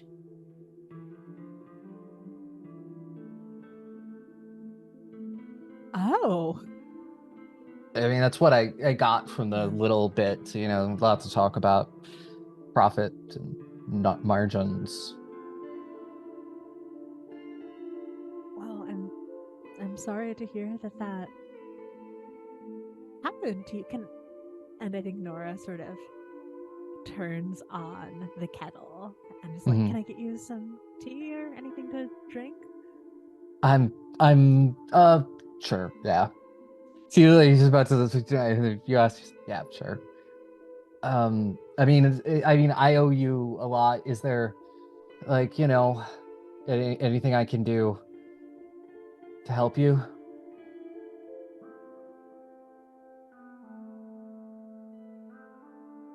Okay, so 2 questions, Aubrey. Yeah. One, how much blood do I have to feed someone for a second blood bot, to progress that? You need to feed them 1 rouse check's worth. So, in comparison to a cup of tea, how much of the cup of tea would need to be blood? Is it a subtle amount or a clearly, why are you pouring your blood into this cup amount? I would say with your potency, it would be a subtle amount. It could be a subtle amount. Okay, so I would like to, attempt to, I think, cut my finger a little bit into the cup as I'm preparing tea for him and say, actually, there is something we assumed it was vampires, but I'm not actually sure, has been killing people around here. There are some files on the sitting room table. Could you take a look and see if the throats were ripped out? So I don't know if it's Sure, yeah. I mean, I could tell you if a wolf did it. I mean, I studied a lot of animal stuff, if it was an animal, it gets up and starts moving in there. So if you want to do that, it will need 2 things from you. 1, the rouse check, and then 2, that will be it'll be a manipulation subterfuge roll to hide the blood in the tea. okay. So I failed that rouse check, so I'm at hunger 4.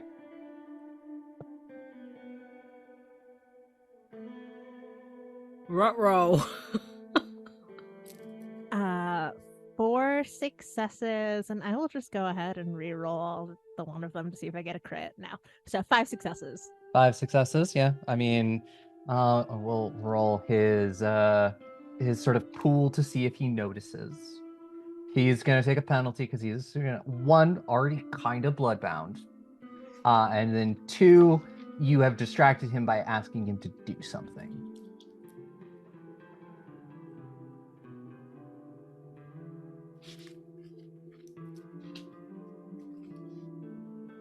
You beat him by 1. Let's go. He does not notice as you do this. And yeah, you give him the cup of tea, and he's looking over all of this stuff, and he goes, no, you see the bite pattern here, that's clearly from a human mouth. You can kind of see where the canines are. I mean, it's kind of weird. Definitely a human shouldn't have this bite strength. This is it is, how they say in zombie films, because they have they don't have the thing in their body that's stopping them from biting down. But I mean, I guess it could be a vampire. It seems like the messiest way to do what you do, as you say, is he's drinking tea.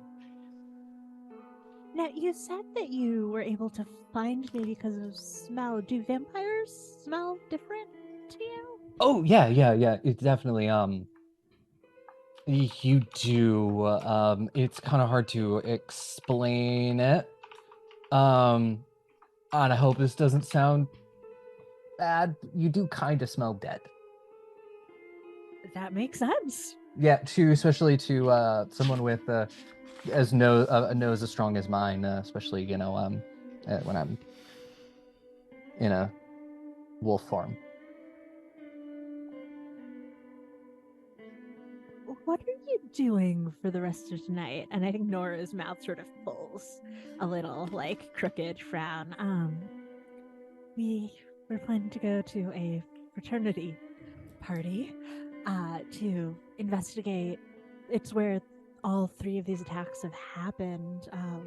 But if you can smell vampires, if you were able to come with us, maybe you could help us find who's doing it so we could stop them. Is that too public and ask for you?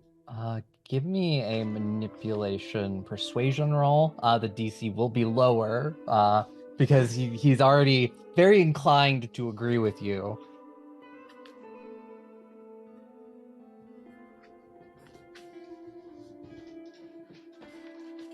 few successes, possible bestial failure. He goes, I got some time. Yeah, I have to meet one of the people later tonight. But like that's not till like it's like not till like 2 a.m. So I could stick around until then. Yeah, I mean, I'm happy if you want to come with us. It might be safer, but if you feel better just going by yourself, it's the Zeta Beta Tau party. Uh-huh. I mean, the strength in numbers, whatever that saying is. Yeah, absolutely. Oh, did you finish your glass here? And she will sort of take it if he's finished drinking and sort of go rinse it out. I'll also let you know, Nora, you're about to go into a house with a lot of people.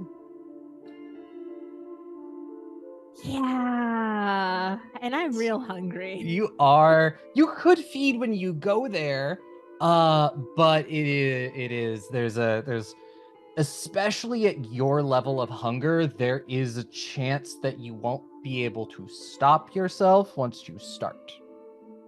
So inviting my new werewolf friend to watch me murder some people is probably not a great idea. So I will say,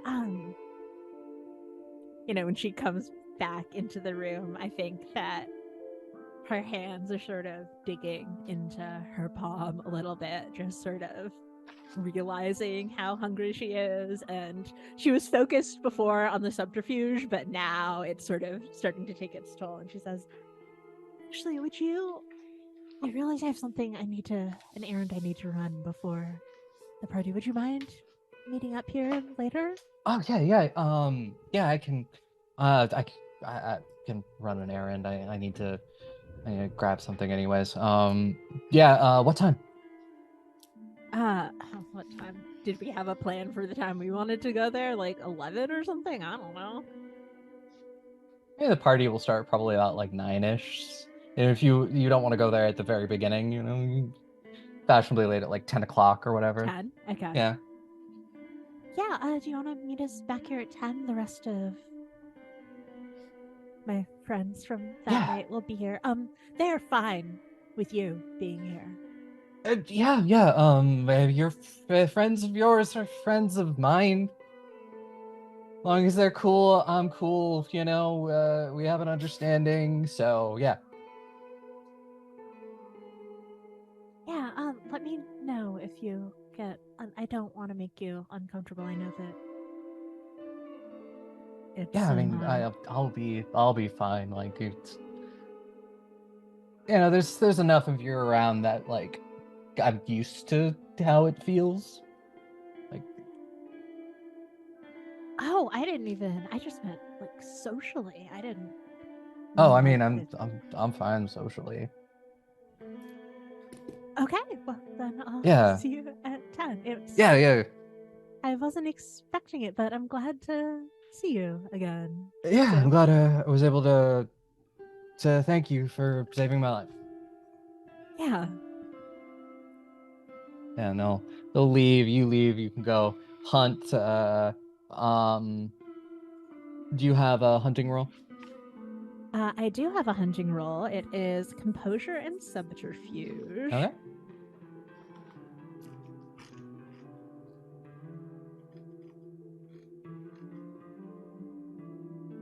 Yep, and then once you do that, you will.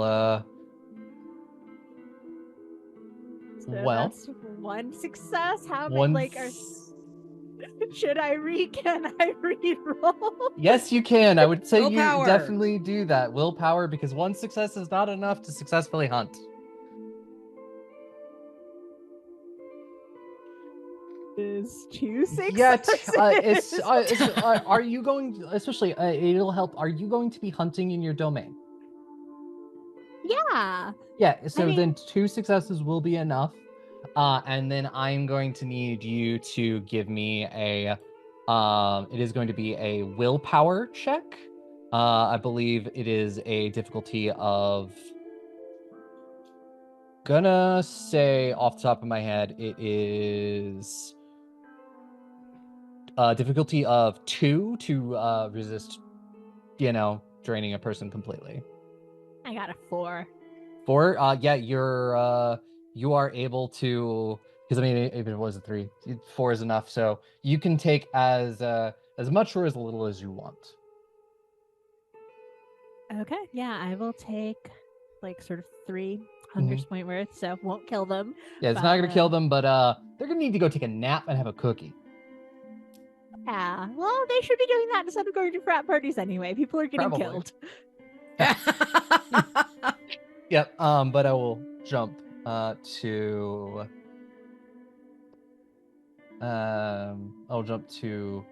Lupe.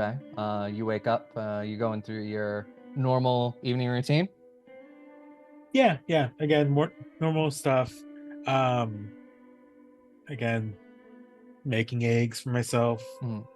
And then checking with Antonio to see how like the people here are doing. Maybe check like to make sure like no one's missing. Yeah, he mentions that they kind of have like some people who blow in and out, but he'll do a head count, see if anyone's missing or anything. Yeah. Besides that, thinking about the event tomorrow, I think they want to call their cousin to ask for a favor. Yeah. So you call your cousin who works. Yep. Yeah, public defender. Yeah. At first, like she like sends it into her stuff, goes back to her room really quick, and just goes like, okay, calls, and when Big's like, Stella, hey, how are you? Oh, yeah, I'm busy like usual. Hey, yeah, I know you're so busy. Really quickly, so I know like it's gonna be strange coming from me, but I'm going to like a fancy event. Do you think I could borrow any of like, because we wear roughly the same size, like some like one of your professional outfits. I'll bring it back fine. I'll even dry clean it, I swear. Yeah. I'll be at my place in a bit. I mean, if you want to swing by and pick something up, I've got plenty, so feel free to borrow whatever you want. Really appreciate it. See you soon. Mwah. Hangs up the phone and just goes like, ugh. Okay. Yeah, so you can do that. And Erlen, is there anything that you are doing when you wake up? I think Erlen, just pretty general routine stuff. I probably have like one appointment that I just go through, a regular. Erlen's like a little hungry. I don't know. Can I feed on my client? Yeah, I mean, if you've got a herd and you have not fed from them this week. Nope. Yeah, so I will just have a little sip. Just a little sip. Just a little sip? To get me back down to 1. Yeah, and I'll see if you did. Yeah, and then go to meet Nora at the frat house. Yup, and I make sure to say hi to Cheese, my cat. Yeah. Cheese is in his normal spot on the counter. Aww. Like on the register counter, like just stretched out. Aw, yeah.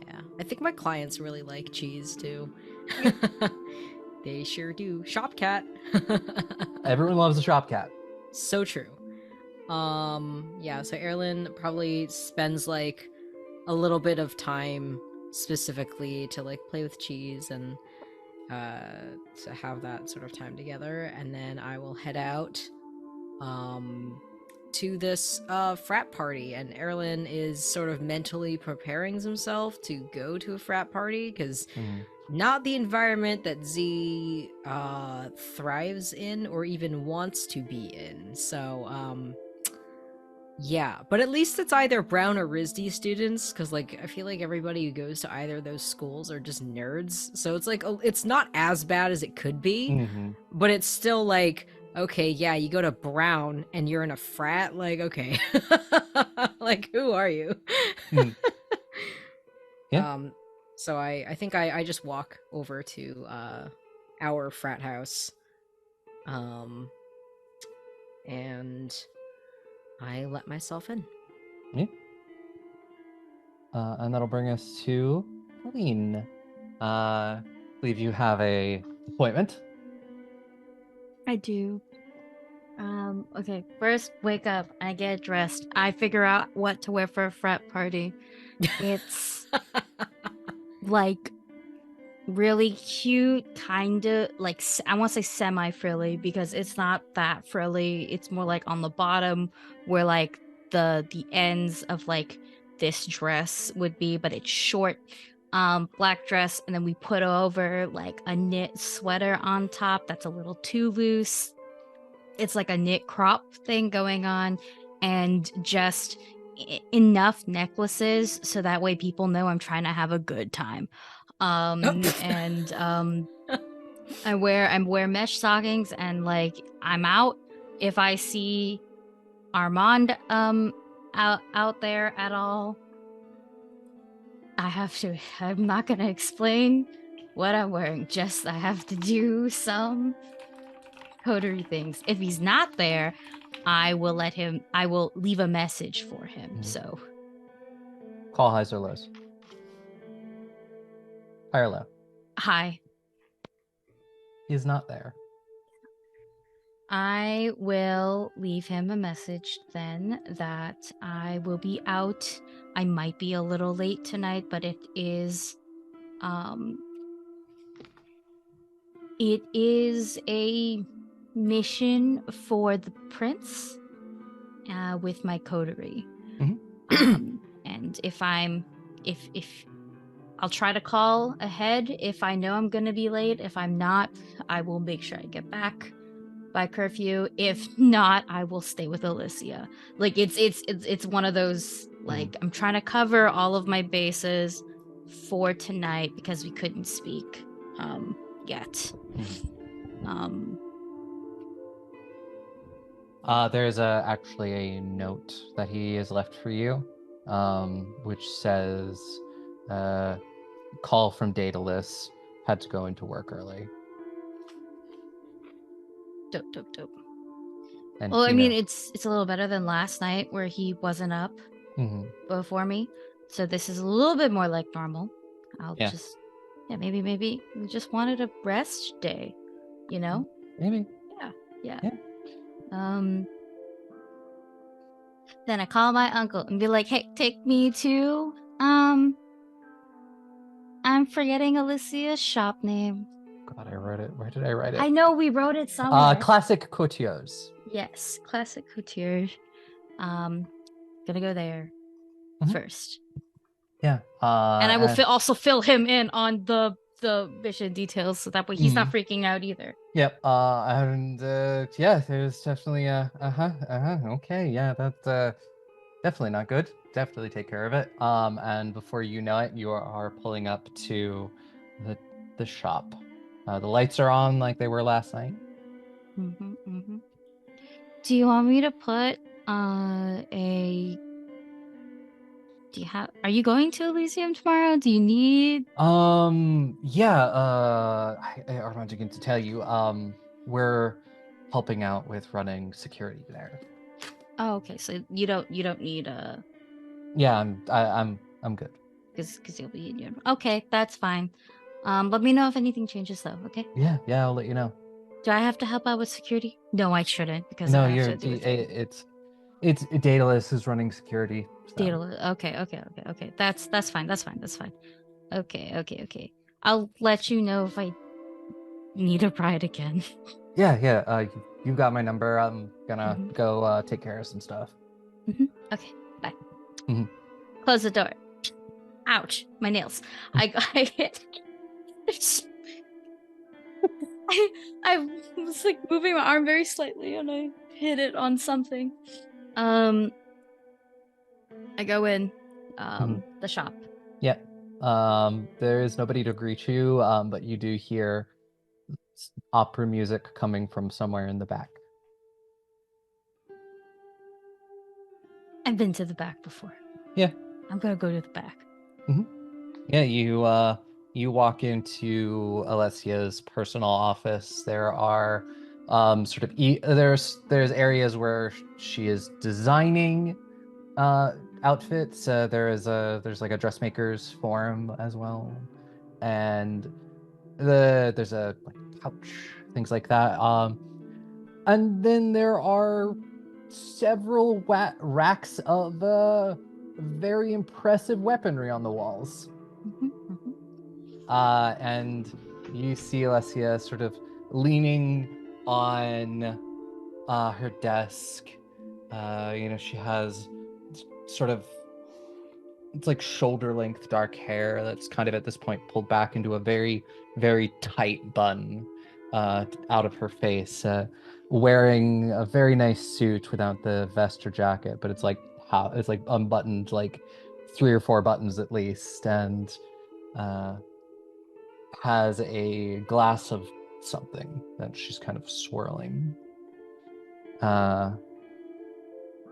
And sort of smiles at you as you enter the office, and saying is, it's my favorite customer. Well, this is my second favorite shop in the area. Seconds. There's a new Who's- boutique that opened up, and it's kind of my style. That's fair. For a moment, I worried there was another tailor and I'd have to deal with them. No.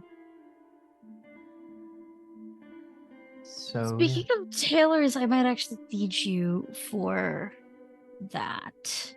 yeah, skills at your command. Well, I know for sure I need one outfit made. I just show some pictures of the coterie. Totally have been taking pictures of the coterie, by the way. It's just like I do not ask, I take. And I just go just for Zim. As you can see, there's is really colorful. So warm colors? Yeah, warm colors work. And see the one with the mask? I can figure something out. Yeah, just like a blazer. A blazer, mask. Yeah. I don't know what to expect. They're definitely not a Batman type. So, a blazer. Just in case. They say they have it covered. I don't know what that means. I've known them for like barely 2 weeks, and they stole at least 2 different vehicles. So I actually don't know what they mean by I have it covered. Walk into Elysium with a blood-covered suit, more likely than not. That would be a very fun statement, but fun to watch, not to be a part of. It's very true. What were you thinking for yourself? See, I barely had time to think for myself. I mean, I could just wear something that I do already have. It's Elysium. It's Elysium. I know. What do you think will look good on me?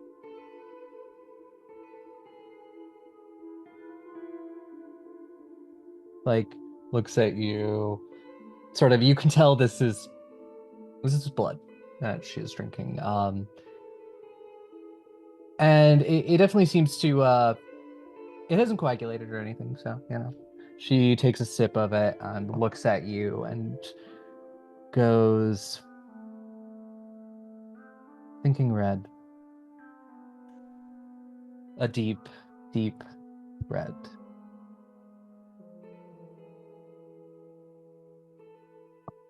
Then I'll wear red. Well, sounds like I have my work cut out for me. I'll call the two of them back in, and we can get started on it. We'll have it done and delivered to, where would you like me to deliver it? Here's the best address. And I give him the coteries, our little den, Daddy Girl den, you know? Yeah. Delta Sigma Delta. Mm-hmm.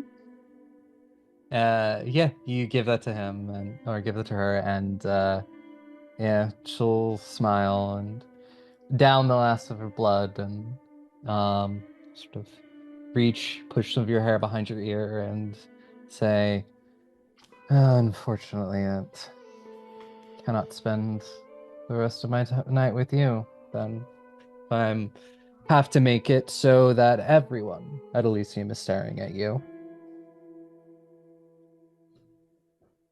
I know that you'll impress me, as always.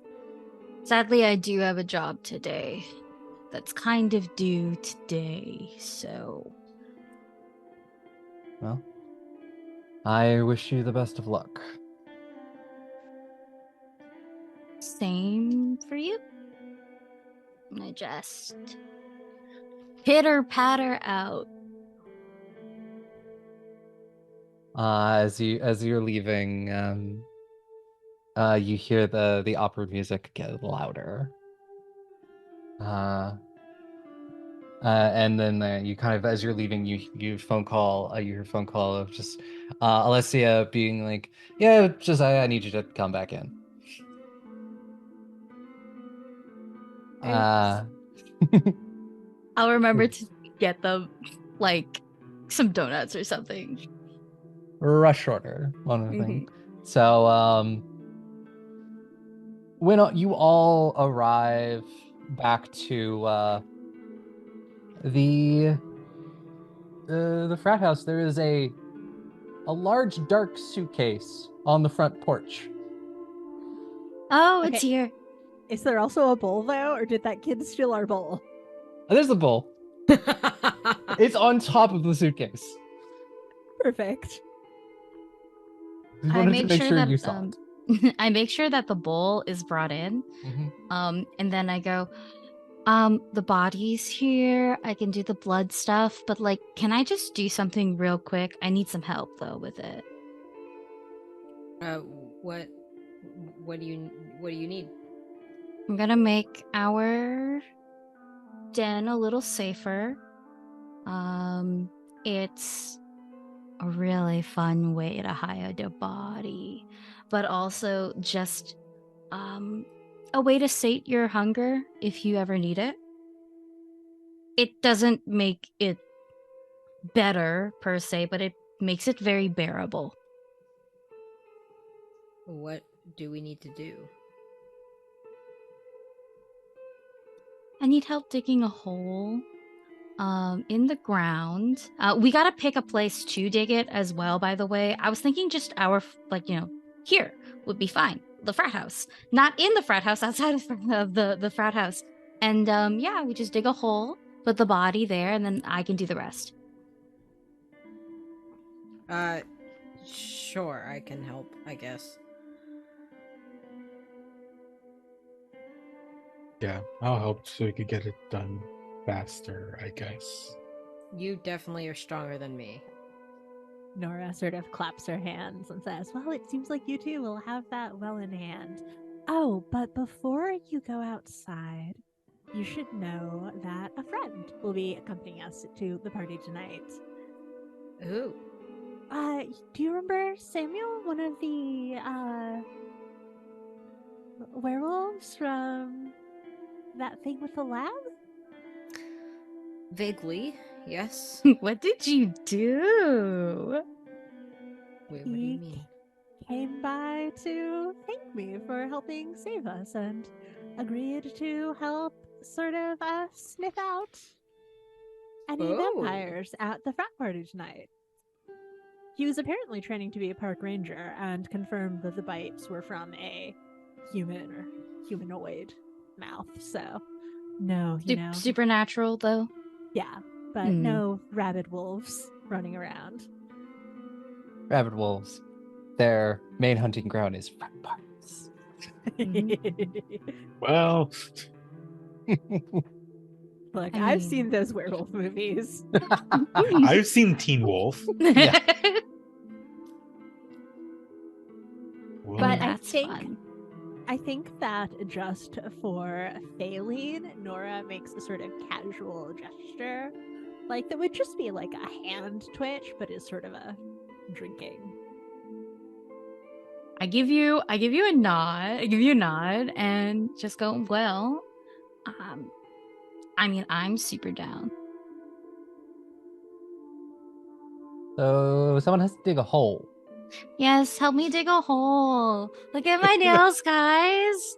I can't Lupe's already grip the shovel too grabbed well. the shovel, is not paying Lupe attention and at all. Erlen will go dig a hole. Although Erlen, I think Erlen knows that Z's not very strong at all, but just wants to help. You don't have to dig it very deep, like a foot or two. I keep watch so that way if people see us digging a hole, they... Backyard! In the backyard! Not front yard, backyard! Yes, Okay. There's a clearly. thing that's supposed to be a garden in the backyard. Nobody's Yeah. tended it in a real long time, but Oh, it's supposed okay, to be yeah. a garden. Fertilizer! We're putting fertilizer in here! Night gardening. Yeah, night gardening. It's Halloween season. If we went and dug a grave in our front yard, I think it would be fine. This is the least sus time to do that, TBH. Yeah. We're still doing it in the backyard, let's be real. Come Yeah, on. but y'all. we're still doing the backyard. Erlen would insist. Backyard. I feel like Lupe is also just trying to wants to get this done super fast. And so she's moving very fast. So for every shovel that Erlen does, Lupe has done 4. Oh yeah. Yeah. Yeah. If you were to do a time lapse video, or actually not even, it looks like you are working in time lapse. Exactly, yeah. And Erlen's working really Slow-mo. slowly. Yeah. Yeah. So yeah, you eventually have the hole dug. That's when I open the case. I make sure that the vial is separated, like I put it in my pocket or something so I know I can do that later. And I'm gonna dump the body into the grave and start my ritual process. I need to give it, I believe, one full rouse. What was that? Sorry. I'm gonna pour a rouse check's worth of blood onto the corpse. The corpse is a day old, officially though, right? Because that's very important.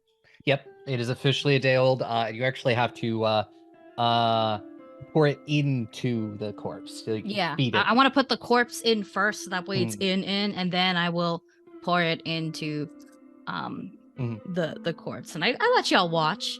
I take my very pretty nails. I slice open my wrist, and I just let it all flow out into the corpse. Roll a rouse check. Yes. So glad I ate. I succeed. You don't get hungrier, so as you do this and start this ritual, I will need that resolve plus blood sorcery roll.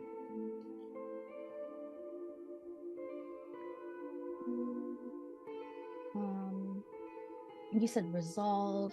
Okay, let's go. Tag teaming these Viridian dice here. I want to be good, man. Oh, that's good. 3 successes. 3 successes. Believe that should be enough for this ritual. I'm so sorry. No, Oh. no. 5 successes. 5 successes. Definitely I enough. got it. Yeah, I gotta really bring it. What some of these dice, when you see the tears are so faint because the back of them is a very light blue. So yeah. Sorry, that was 4. Yeah. 5. 5. Yeah, 5. Five successes. 5 successes is definitely enough as you do that. And as you do, the body kind of disintegrates.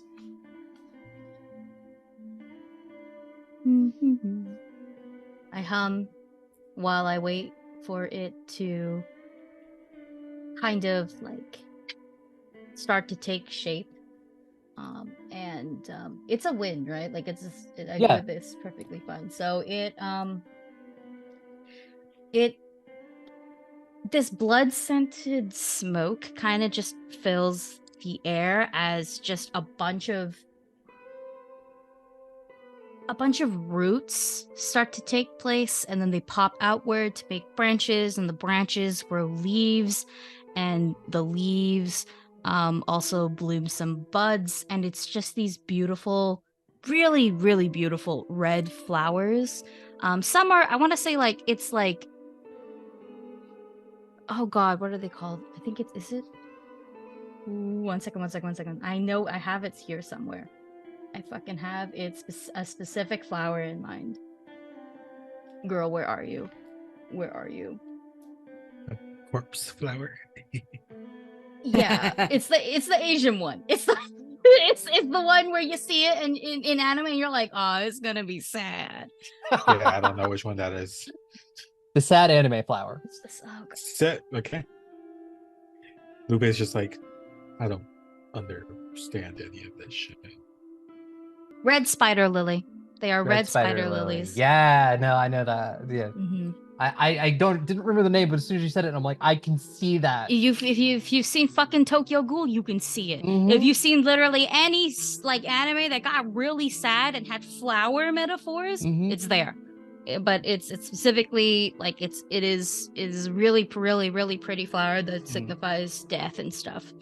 And those are what like bloom in our backyard, and they all have this distinctive like blood scent to it. If you were to touch it, I think it would even like dried blood would like get on your fingers because they're so fresh.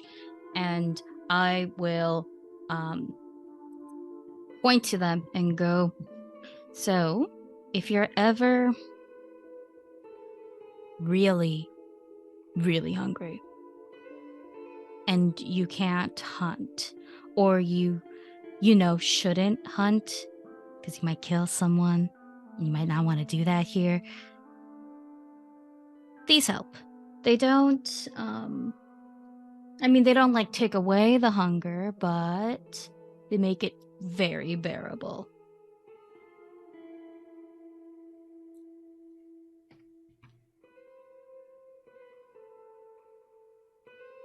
It should be good for a month, and I'll probably keep it up here so that way we'll have our own little snacky snack. Wild. Erlen's just staring at it.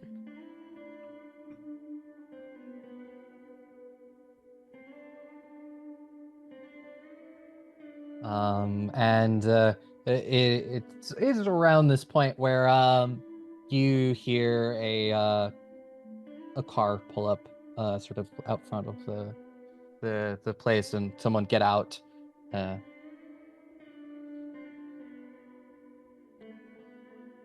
And eventually, like, because I imagine there's like a little bit of area to the side where you can like just enter the backyard, and there's like kind of like a knock, just like, hi, I'm back. Perfect timing. I think we were just getting ready to head out. You remember? Actually, I don't think we really had time for introductions. No, did we? I was kind of out of it too. Erlen, Lupe, Pauline. Samuel, do you just call me Sam? Hi, Sam. Yeah, I'm helping you find someone who's causing problems. That's so sweet of you. I mean, yeah, saved my life. I kind of feel like I have to repay you somehow. And how have you been doing? I feel like it's rude to not ask you since Yeah, you I were mean, it's, pretty banged up. Yeah, I mean, it was a week or so recovery. Like, I bounced, because of the thing. I bounced back pretty quick.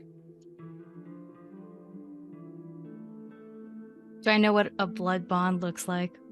I should. I feel like that is my clan's issue here. Give me a we'll do an intelligence occult.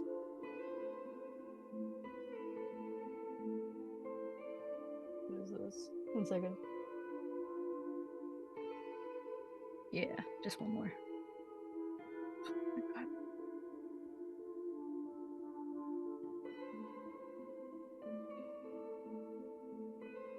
Three successes. 3 successes. I mean, yeah, you especially with Nora's kind of mention earlier. You can kind of see how like Sam will look at all of you, and then his eyes will drift back to Nora. Like just sort of like it is like a puppy. Like a puppy, yeah.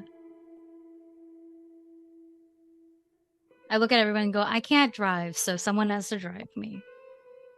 I can drive, but we have to walk all the way back to my place first.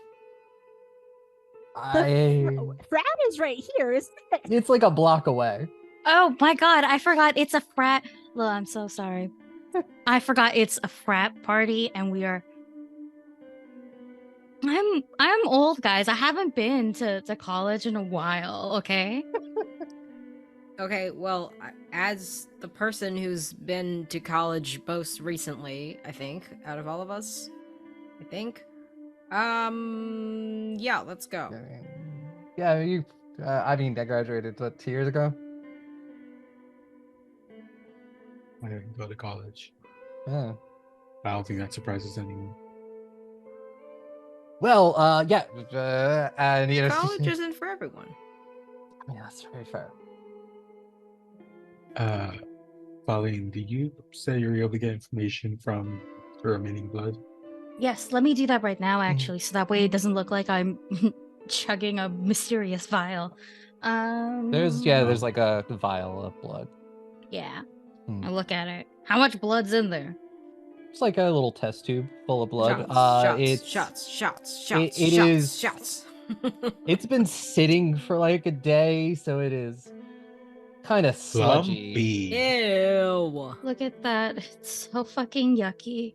I will still do taste for blood, so that's a resolve in blood sorcery. Yep. I gotta up my resolve, guys.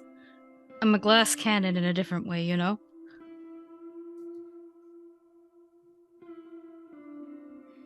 I don't need to up shit when I use the Viridian dice.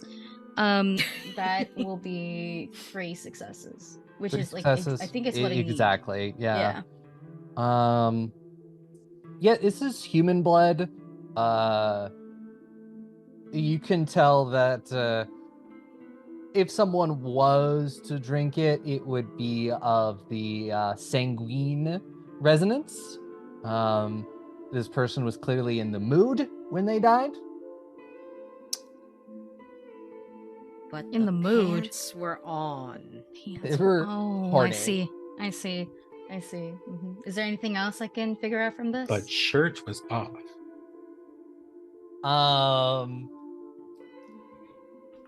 That they were human. There's that they were definitely under the effect of the kiss.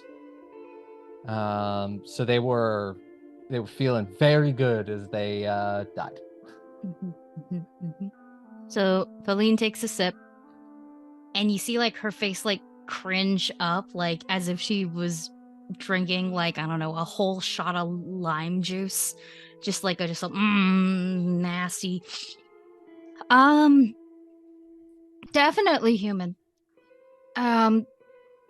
So fucking horny. Under the effects of the kiss.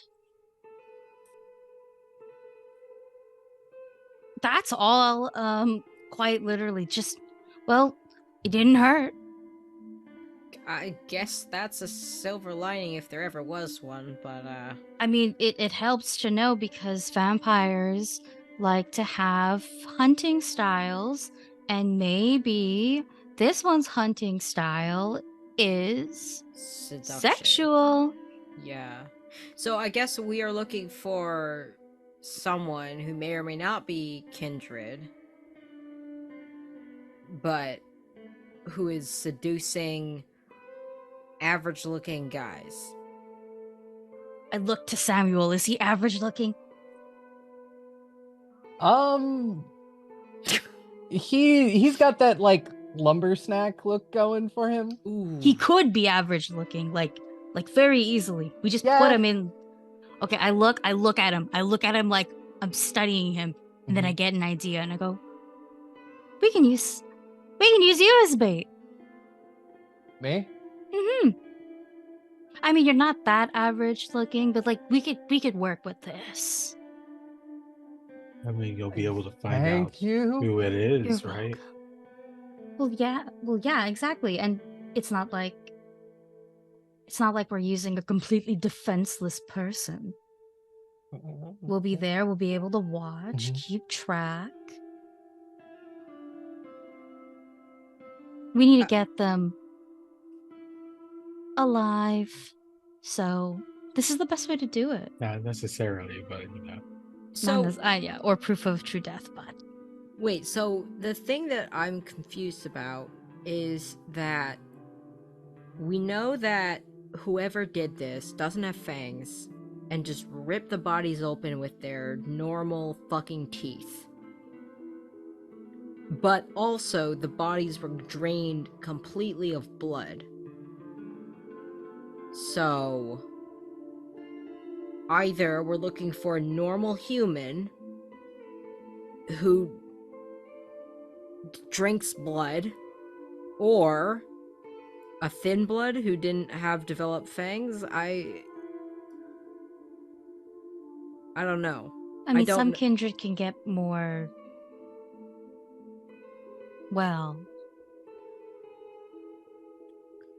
but Yeah, didn't you say that and I'm looking at Nora and Sam, that that whatever did this had normal teeth, like not fangs? Sam will nod, just being like, yeah, it was like a human bite pattern. Yeah, so either a vampire with normal teeth or the weirdest fucking human with a blood kink. But there definitely was a vampire. Erlen's thinking out loud because the victim was under the effects of the kiss. Of the kiss, yes. I'm just trying to say that some kindred don't stay like this. What do you mean? There's some clans out there that after they're embraced, their body mutates Into human? into a bunch of things. There's also some abilities that you can get later on that can turn you into fucking mist and shit. But then we'd be dealing with something that might be above our pay grade. I'm just saying the most likely is that it's a thin blood, but if we run into something that isn't a thin blood, we should still be prepared. Okay. I want us to have a plan so that we don't biff it once we get in there. You Yeah, know? luring. I'm Yeah. bait. Bait. Okay. I mean, Are you okay with that? I know I just asked you if you could smell them out for us. I mean, I can kind of do both. I don't suppose, and this would just be a smart thing to do, I won't take offense to it. You brought anything when you came to visit the vampire's lair, as it were? Steaks? Yeah, I have some stuff in my truck. Perfect. Is it something, do you have something you can hide on your body just for self-defense if they do take Yeah, a I've got like a wooden stake. Great. And I think Nora will sort of gently like touch him on the arm for a second and say like, I'm really glad that you like thought ahead like that. Yeah, just gotta be prepared. I didn't have anything on me last time, so this time I'm prepared. That's really smart of you. Glad to see that you're learning. Yep, it was a very painful lesson. Don't worry, we'll keep an eye out for you. So if things go south, well, hopefully it won't go like crazy south, but like we'll be there. Yeah. Yeah, let's stay super north. That would be good. Were all the bodies found in bathrooms, Aubrey? No. One body was found in a bedroom, and the other was like found in a backyard. So no pattern. Well, I think like Areas where one might find privacy. as we are getting closer, Erlen says, "You don't reckon that if this is the person who has generally been around here for some time, that they would recognize us?" I mean, they're not gonna recognize me. That's why you make perfect bait. Also, I'm sorry I keep Might. calling you bait, but that's just what your job is right now. Yeah, I'm bait. Mm-hmm. But I Damn love bait. bait. It's my favorite glow toad. Huh? I'm making a Wow. TV show reference. Wow, so don't recognize that. Okay. Oh yeah, it's Dragon Prince. That was a good one. Yes, thank you. I give him a tiny high five. Yeah. Rory got me into that one. That one was good. And you are sort of approaching in on the frat house, and it's even like a block away, you're already hearing the music. There's like they have the 12-foot skeleton, and he's all decked out in a toga. Bones! Oh, I wish I dressed up a little bit more now. And it is a party. And it is, no one's checking anybody when they get in. It's just, you're here because you're supposed to be here, and we just guess that you're supposed to be here because you're here. And you walk in, you grab a red Solo cup, and you mingle. Yeah, Erlen tries to like blend in by dancing, and I think Erlen is like kind of awkward when Z dances. Kind of like, I don't know, if you picture like you're holding a cup and Erlen's like like I can keep time, but that's about it. I don't look cool or graceful or any of the things that you want to look like when you dance. But I think everyone's too drunk to really notice. I could only imagine them dancing like a sim. I go smoker player. Harper, do you dog? Lupe, by the way, just like is pretending, I guess, they're in costume because again, mask on, hoodie up, still grab the Solo cup to blend in, but they're not taking their mask off, so Well, it's a Halloween party. I feel like other people are Exactly. wearing masks, so you Exactly. don't look that weird. Surprisingly. Yep. And you've had like Sam, like he's taken the flannel off, so maybe and he's just like in this black t-shirt and jeans. Yeah, I was gonna say, as long like no like if he no print unless it's a graphic tee, just a fucking t-shirt. Yeah, he's just wearing a black t-shirt. Yeah, that's how you look plain. T-shirt. Yeah. If he's wearing like necklace or jewelry, no, he's not. We take that away. Yeah, he needs to look average, like a real average guy. Real average guys don't look at fucking jewelry. Yeah. He just, he's doing his best. He's still got like a little bit of like just like he has charisma, but like he's doing his best to act like he does not have charisma. And so he's gonna be doing that. Everyone else, as this is going on and you're taking a look around, either a wits awareness or an intelligence investigation. I'm gonna do intelligence investigation. I'm just trying to see if I have anything that might help me. May I try to scan the crowd with Scry the Soul to identify other kindred? Yes. Amazing. That's a rouse check. That is a success. And then I do intelligence aspects. Mm-hmm. Yeah, Lupe, you just, the party atmosphere. Yeah, I got a 1. Yeah. So I think someone's trying to talk to me about my mask, and I'm trying to just get them away from me. And you're distracted. Like there's a couple that's like getting a little bit too PDA over there, and you're like, is that a person? No, it's not. That's just a couple. Mm-hmm. So okay, I have a suggestion on what I want to do. I'm fucking cute, so I was wondering if I could, I don't know, get someone interested in me so that way I look as normal as possible at a party, and maybe just like after a few minutes look for private places, and then when I don't see what I think I want to see, I'll just be like, nah, not here, and basically just take them around to all the private places. Yeah, that'll be a charisma persuasion roll.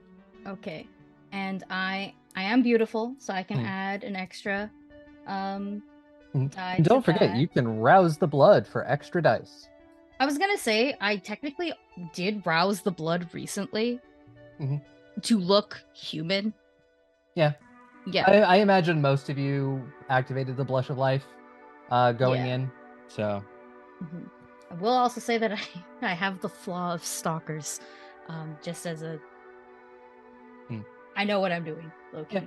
And I don't think Underestimated or Ingenue can play into this right now, unless you think it can. I could say Ingenue. Like being like, oh yeah, I'm totally so innocent. This is my first party. This is my first party. I'm like a freshman. It's a little scary. Like I'm just gonna play along. But that's like me adding 3 extra dice to this already. So I'm not gonna rouse the blood. You just go for it. As you do that, how much did you get, Erlen? You said charisma and persuasion? Charisma persuasion, yeah. And I'll get you roll that, hold on to it. So we'll do Erlen's scanning of the crowd. So 7. 4? 7? 7. For that, you spot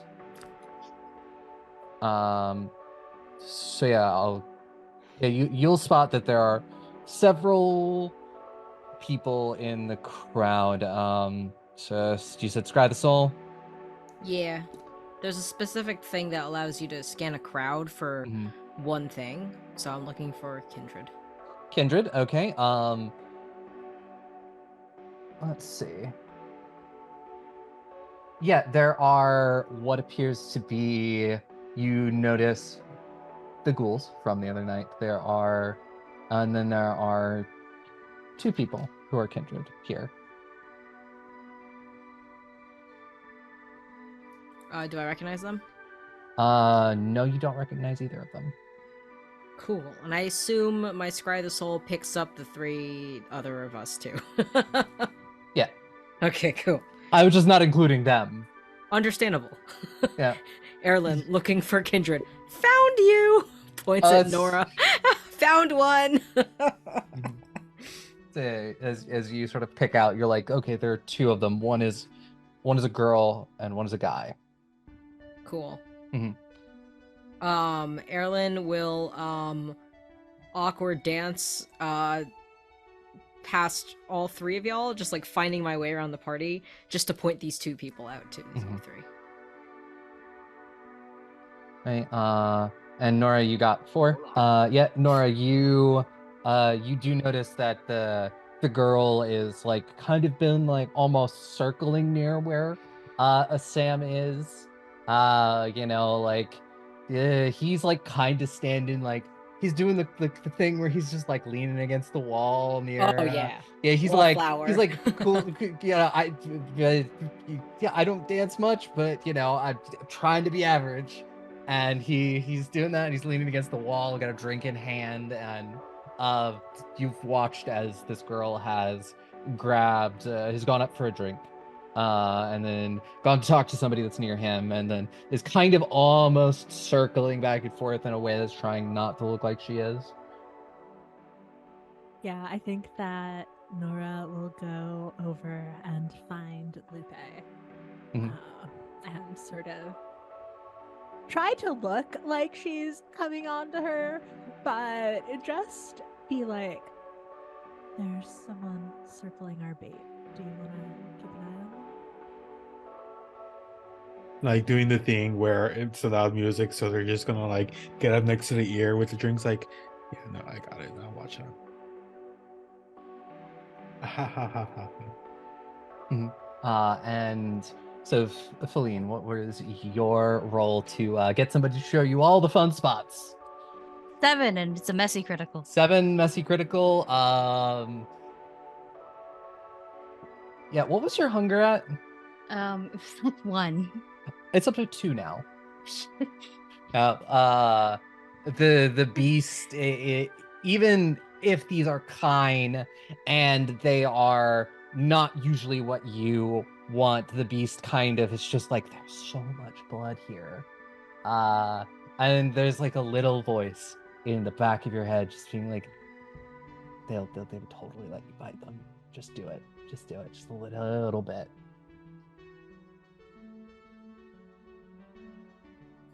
But do I get to see the fun spots? Yes, you do. Mm-hmm.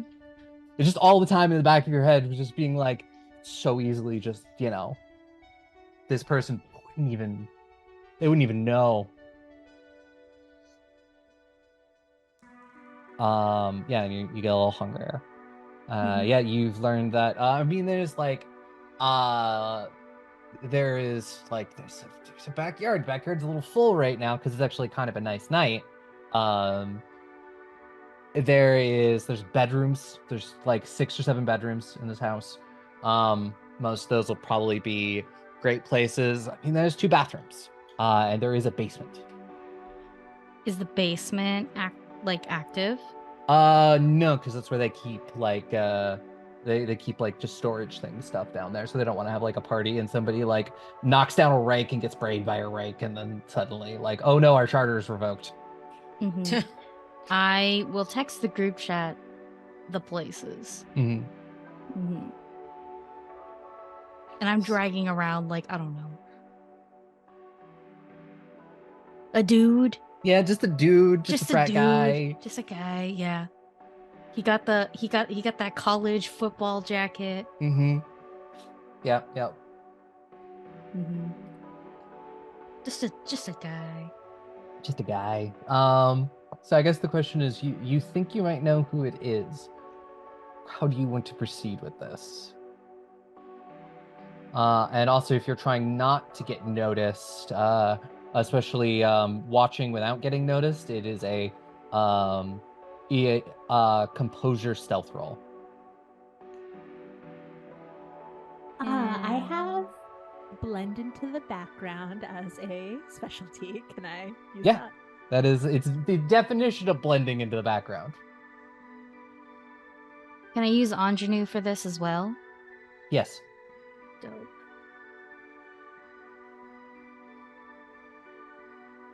And it is less of trying to stay out of someone's way, but making it you just look like you're just having a party. You're just partying.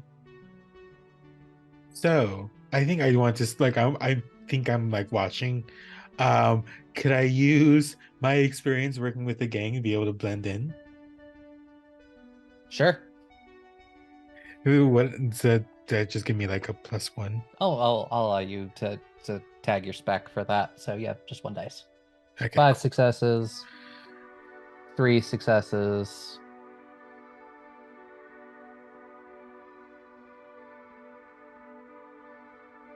0 successes. Possible bestial failure. That is going to be a bestial failure.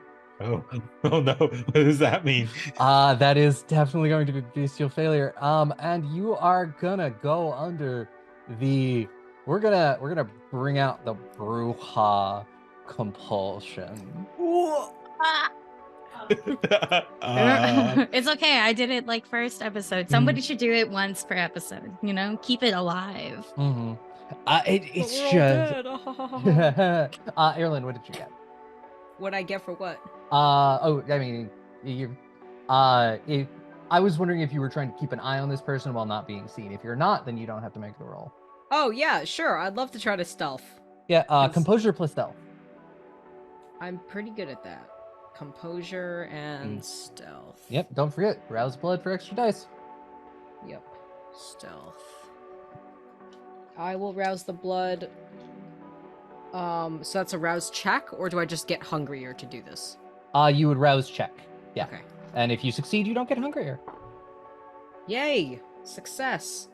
And that gives me how many more dice? I believe, yeah, on your sheet it is 2. 2 more dice. 2. Oh yeah, blood surge. Yes. Okay, Yeah. that's 2. Amazing. Cool.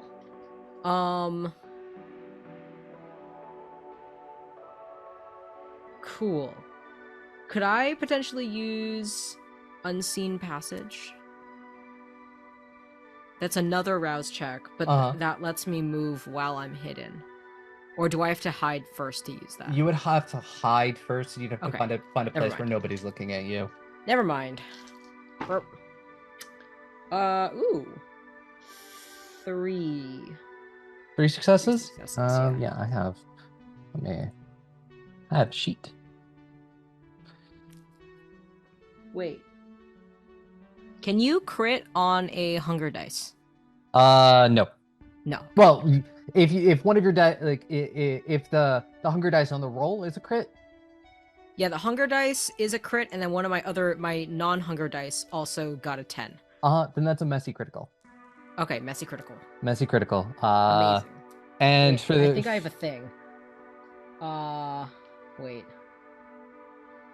Yes, if I get a messy, I have one of my flaws is that I'm cursed.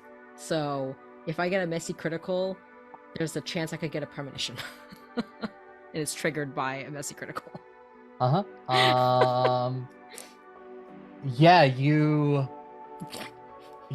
in this moment have this, and you see the, Sam, eventually, like, they talk, they chat, and this girl pulls him away. They head up to one of the bedrooms, and then they start to, there's a bit of, like, starting to move into it, and then tries to bite him, and that's when your vision cuts. You're like, yep. And you also get your hunger increases by 1. Okay. And I'll get to the, let's see, yeah, I'm gonna roll. No, she is sufficiently distracted. Her wits awareness is not great. And she can't re-roll because she's very hungry. Ooh. Yeah. And so Lupe, what happens is, like, you're doing this, you're trying to do this, and just this frat guy comes along, and he's probably so drunk, and he's, like, not on purpose, but he shoulder checks you, and the beer spills, and then it's kind of like the what the fuck, and you're angry. The beast wants you to fight back. This guy is just, Asking for it. yeah. Yeah, the beer gets on Lupe, and Lupe just like almost without like a beat passing, grabs him by like the neck of his shirt, pulls him in close, and is like, watch where you're fucking going. And then it's gonna like shove him way too hard, maybe into like a drinks table. Ooh. Give me a strength brawl roll. Oh no! Oh no! Not am the I gonna jungle kill someone? juice. Not the jungle juice. 4 successes. 4 successes. I mean, you do that, and he goes head over heels over this table and just slams, and then it's just suddenly a lot of people are very distracted as they go, fight, fight, fight, fight. And the guy gets up, he's like throws off his jacket, and he's ready. Yeah, you really don't want to fucking do this. Give me if you want to try and talk him down, give me a manipulation intimidation roll. Oh yeah. Why don't they have anything in intimidation? That doesn't feel right. Right. Yeah, that doesn't feel right.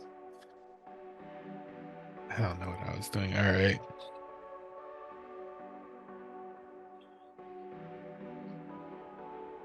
Oh no.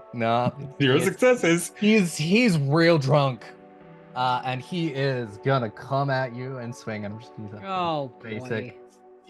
Just a basic thing. If you want to try and dodge, it is a. I mean, I have rapid dexterity, reflexes. Dexterity, athletics, which you don't get any penalties to. I mean, he rolled 2 successes to try and punch you. All right, and with rapid reflexes, does that add 1? Yeah, that adds 1.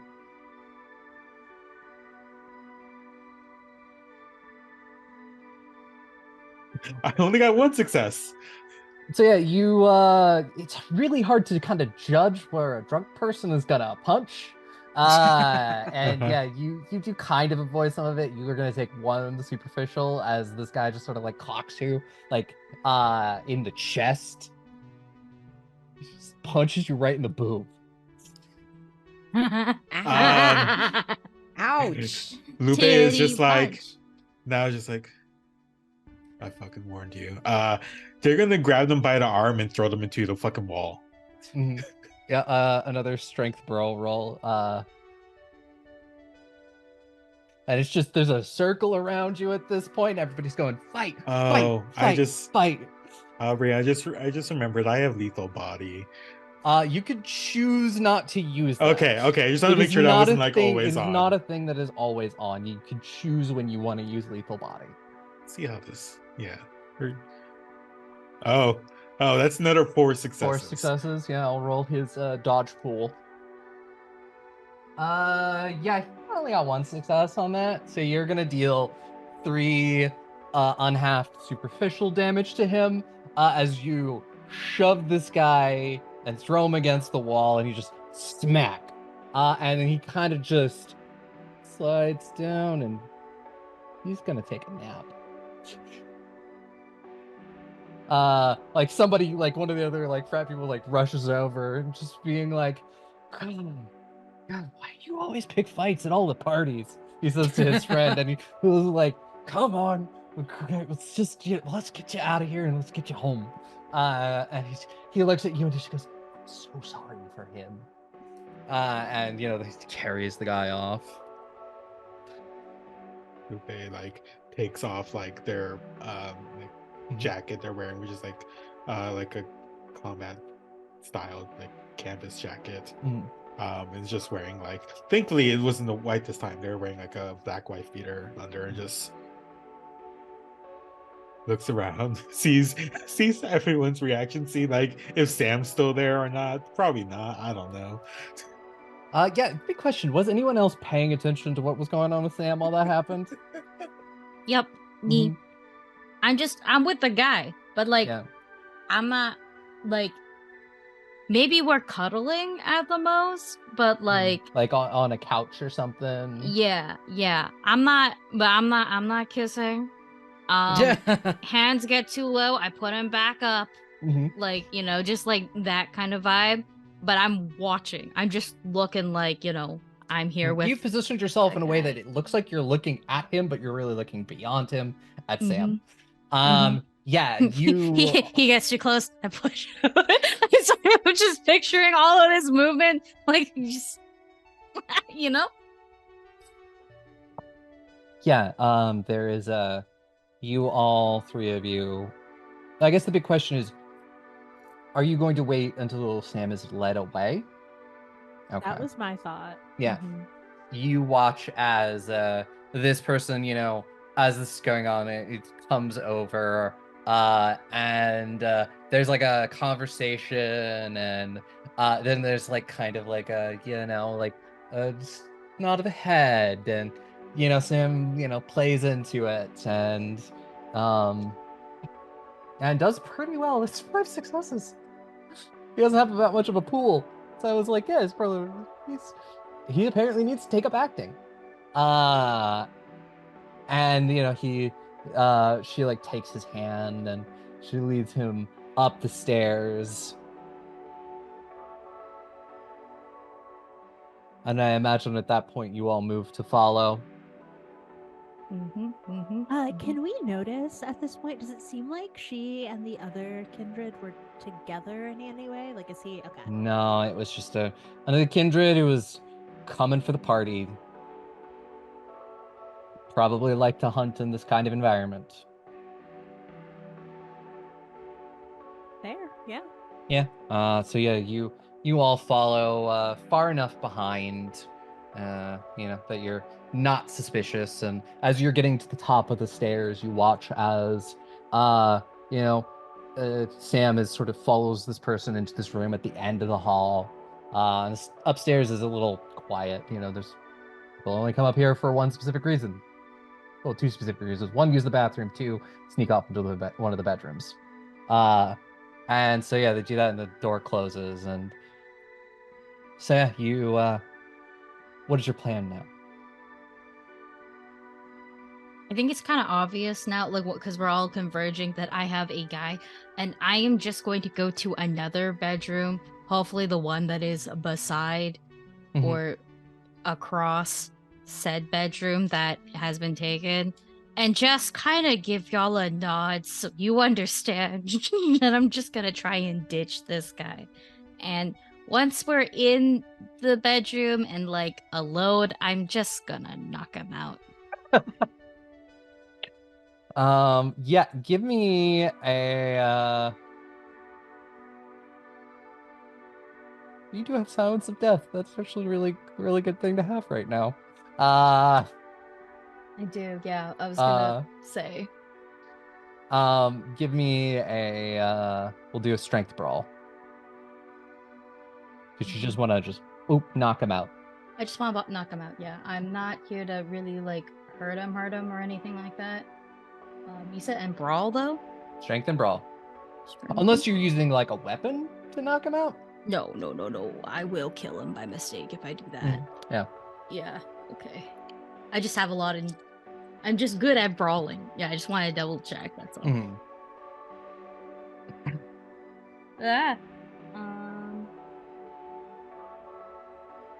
Oh, for the oh shit, I rolled. I should have asked if I could use ingenue with this, but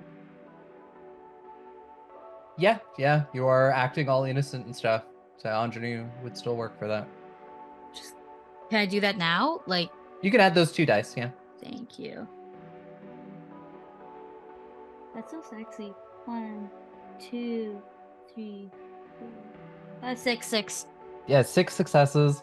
It's just human, so it's unhalved. Like this guy's gonna have a hell of a headache. But you knock him out, you lay him on the bed, he's gonna take a nap, and it's no longer your problem. Yeah, just lead him in, go, thanks, buddy. Bam, knock him out. Like I kick him or something. just axe kick to the side of the head. Yeah, axe kick to the side of the head. Catch him while he falls because he probably doesn't weigh much to me. And just flop him on the bed. I take his shoes off because it's a bedroom. Yeah. And then I flop him on the bed and just be like, you're alive? Yeah, okay. Yeah, he's breathing. Yeah, and I leave. Give y'all a thumbs up if you're still in the hallway. Lupe comes up last, smelling of beer, like bad beer. Yeah, Sam. At this point, it is. Sam has been in the room with this this girl for a minute or two at this point. We just take down. What are we doing? Take it down quietly? They just break the doorknob and like shove the door open, so like it's less conspicuous, I guess. Before I ask Lupe to do that, I'm just gonna check to make sure that she actually locked it to see if this is even necessary. Yeah, the door has been locked. Okay. I can also just melt the door. I mean, The door lock, I mean. yeah. Well, I mean, Lupe, like, can I just like go up there and like do exactly that? Like, basically grab the doorknob and crush it. Yeah, that would I have be- larceny. Yeah, well, we'll do strength larceny. If we all just stand around and like help Lupe blend in, is that a thing we can do? Yeah, you can kind of like just like, yeah, everything's fine. It's not really gonna give Lupe any bonuses. Yeah, it's just a doorknob in Yeah, a I got frat house. These things are successes. cheap.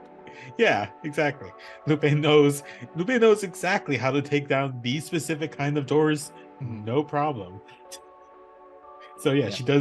she like literally just like grips the handle and like crushes it, pulls it out very slowly so it's not making a loud sound, and then literally just like grabs the bolt and takes it off. Yeah, and it is like at that moment you hear you hear cursing and then growling. Going in. Yeah.